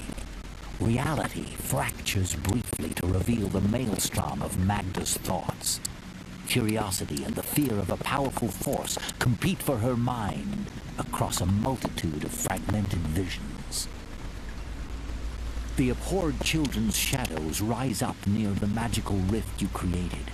Their mutilated forms surround a small, cowering girl clutching a plush mouse toy to her chest. Their incoherent whispering slithers into your ears, and in spite of yourself you recoil. Though these aren't memories, they're very intense nonetheless. You've learned that Magda is terrified of becoming an abhorred herself, a fear which overrides any rational consideration of what, after all, is very likely her future.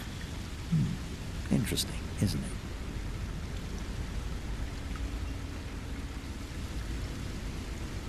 She looks away, a bright blush betraying her internal struggle. Yeah, good. I mean, okay. I'm gonna be okay since I'll be with Raziel, right? The power of our love will keep me safe. Yeah?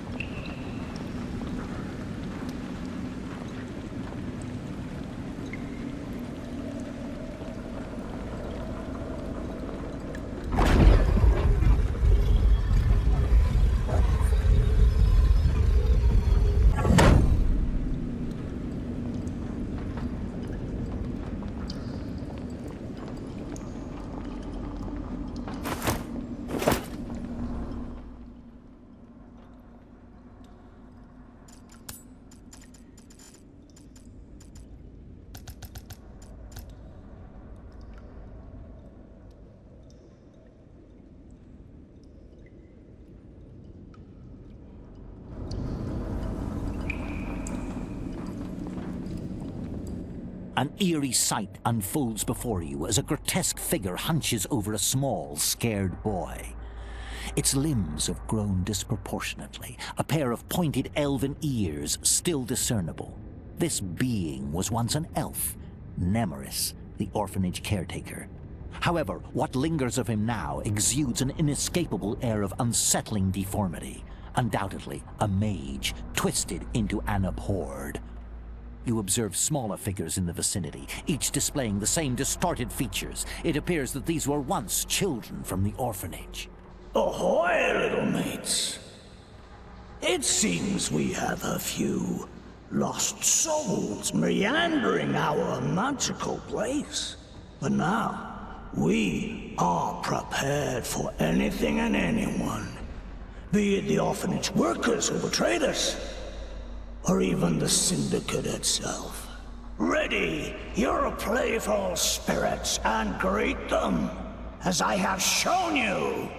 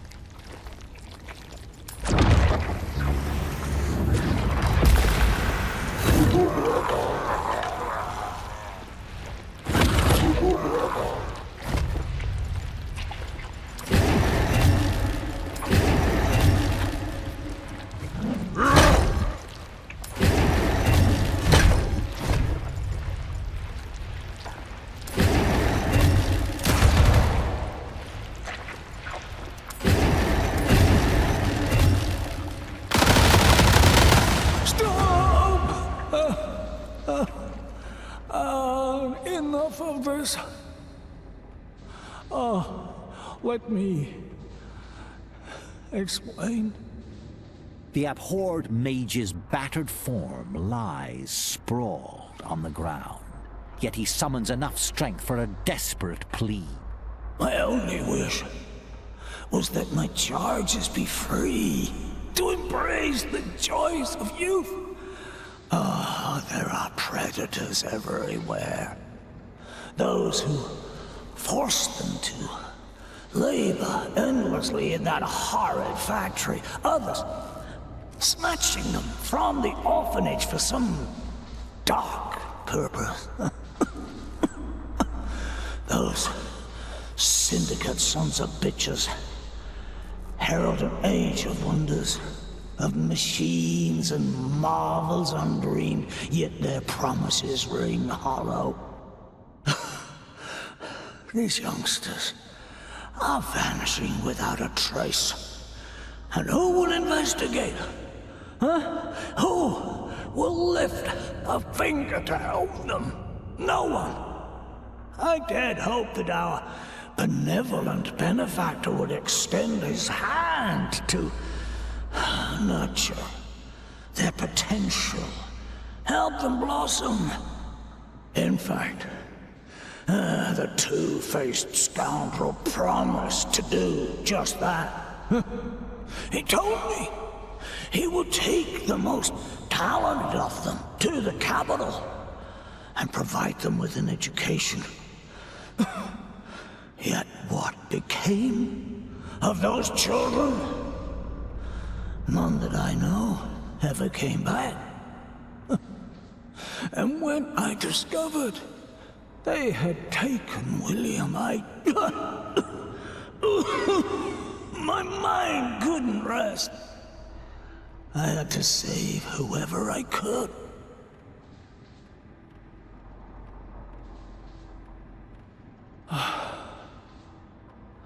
Oh, such a smart, promising boy. Arcane energy flowed within him, so powerful even a layman could see it. Oh, a few more years, and I would have initiated him into the magical arts, alongside his peers. Oh, I never thought they would take him. He was too young.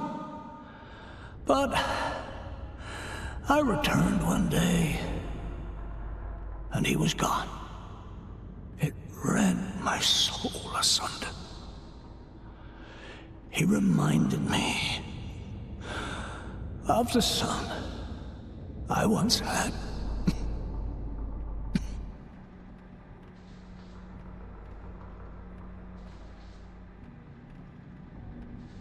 I couldn't stand by and do nothing. I had to shield them from the Syndicate and Leslie Harrington's people, from the ugly life that had been planned for them.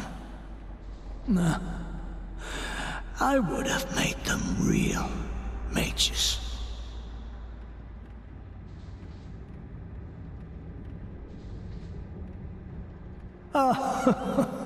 You did not disappoint me.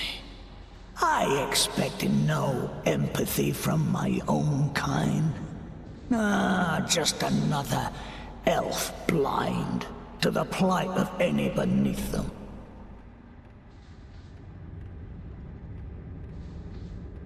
Well, they won't meet their end in that wretched factory, at least. Or Weaver's nowhere in the capital. He's not really even Nemeris anymore. See, that's the thing about magic. It gives you the power to mess with reality. But if you can't handle it, you become something else. One of the abhorred. This is the issue with mages. One feeble-minded spellcaster goes rogue, and soon there's carnage. Better to simply shoot them and cut short all the misery. I am still in my right mind. I am still in control.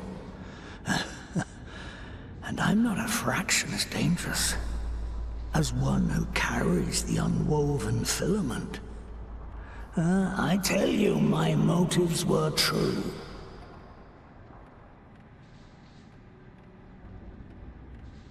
Accompanying Zindo's assassin, weren't you?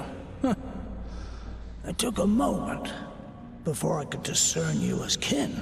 I've heard that an abhorred's perception is, you know, kind of different.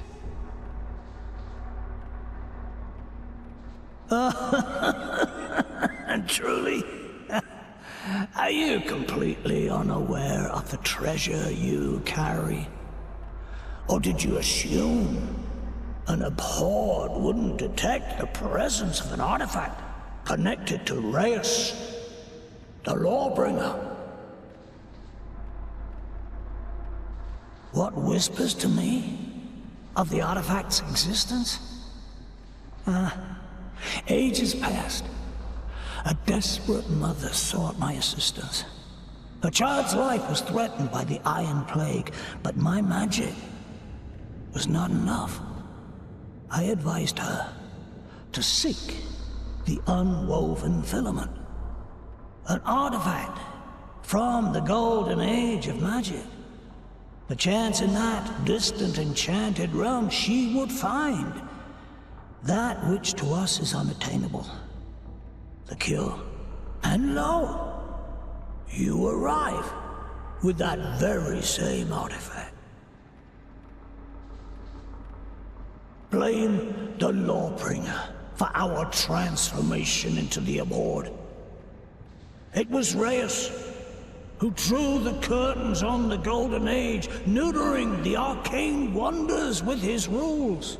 People say he's the bloke responsible for making all this advanced tech a reality. It's all thanks to his laws. Regarding the unwoven filament, that object you carry contains knowledge of the tenets which govern this world. The limitations of the weave crafted by Reyes himself. Enough! We need to finish this before he recovers his strength. Hear me out.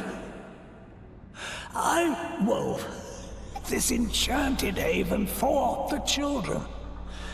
But since my secret has been revealed by the Syndicate, it must be raised. Then your technology will again thrive unhindered. I ask but one thing of you.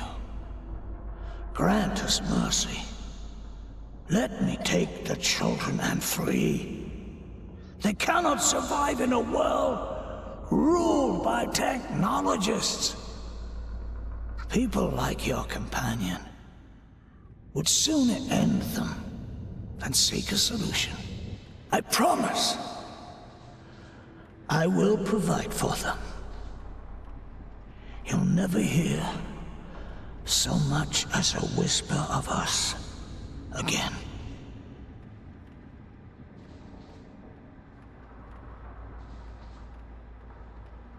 He meant well, partner. But, and I know you've heard this, the path to hell is sometimes paved with the kindest intentions. What he subjected those children to is monstrous. The danger he presents is too severe to let him run free. It's really tough seeing him in this state.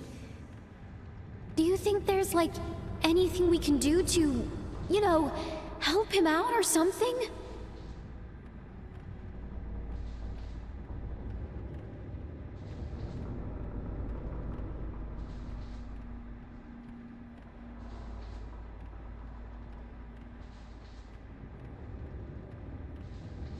The world is a slightly brighter place with one less corrupted mage in it.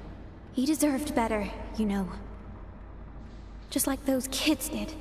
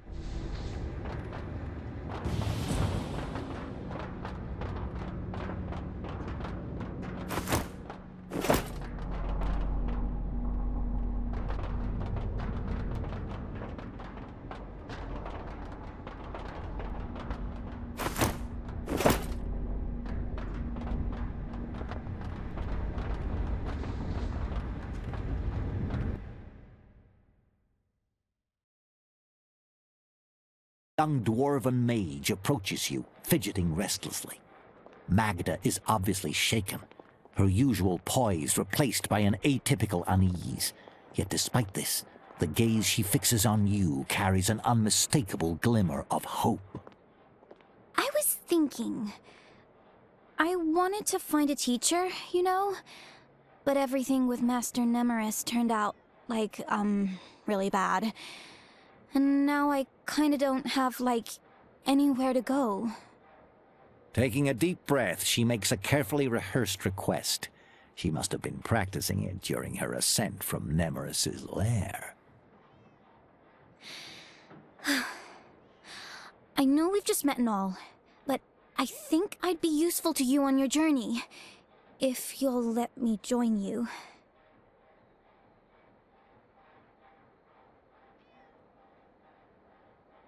Oh, don't you want to have a healer around? You know, someone to patch up unwanted holes and make sure you don't bleed out?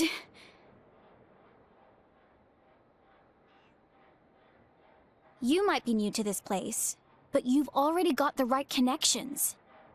And I don't really know anyone else around here. I swear I won't be a burden or anything.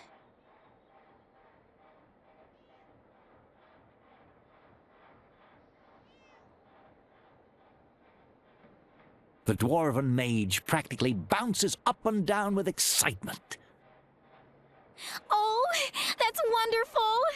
I totally knew we'd become the best of friends, you and me. So, like, where are we heading next?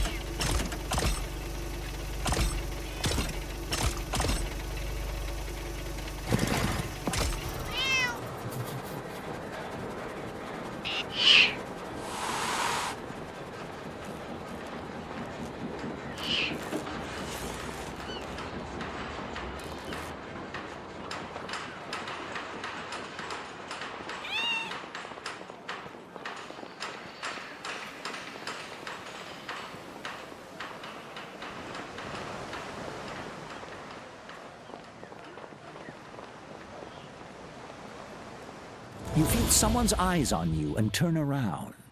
The man in front of you is grinning with the familiar fox-like smile.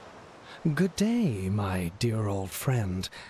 I'm here to express my gratitude in Mr. Simon's way.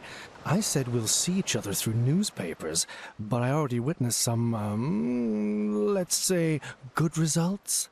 So, I have a little present for you, but I encourage you to use it wisely.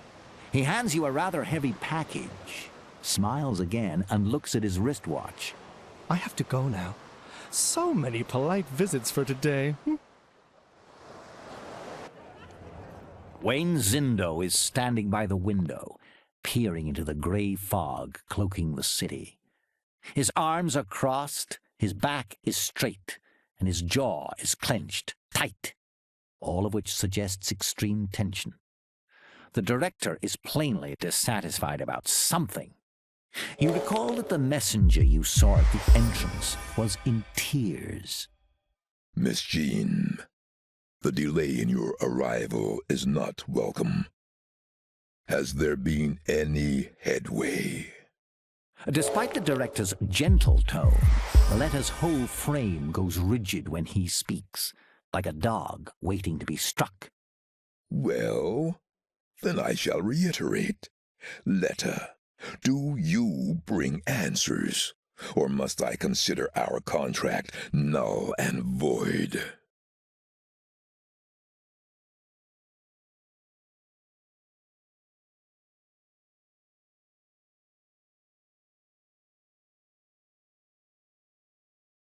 At last, and it only took about a year.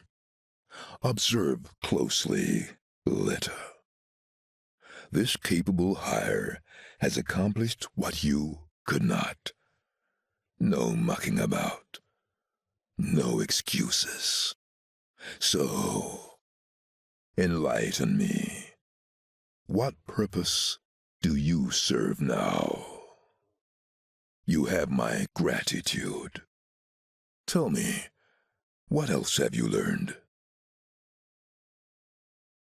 Gentlemen and gentlewomen, the Syndicate acknowledges your pivotal role in resolving this difficult logistical challenge, and I extend my personal thanks as well. The train waits at the station and will soon be ready for boarding. We leave for Newark forthwith. As for you, Letta, you will join Red Simon and his protege. I'm trusting you with the security of our now operational train. Will do, Mr. Zindo. Excellent. Lucy, tell them to load my bags.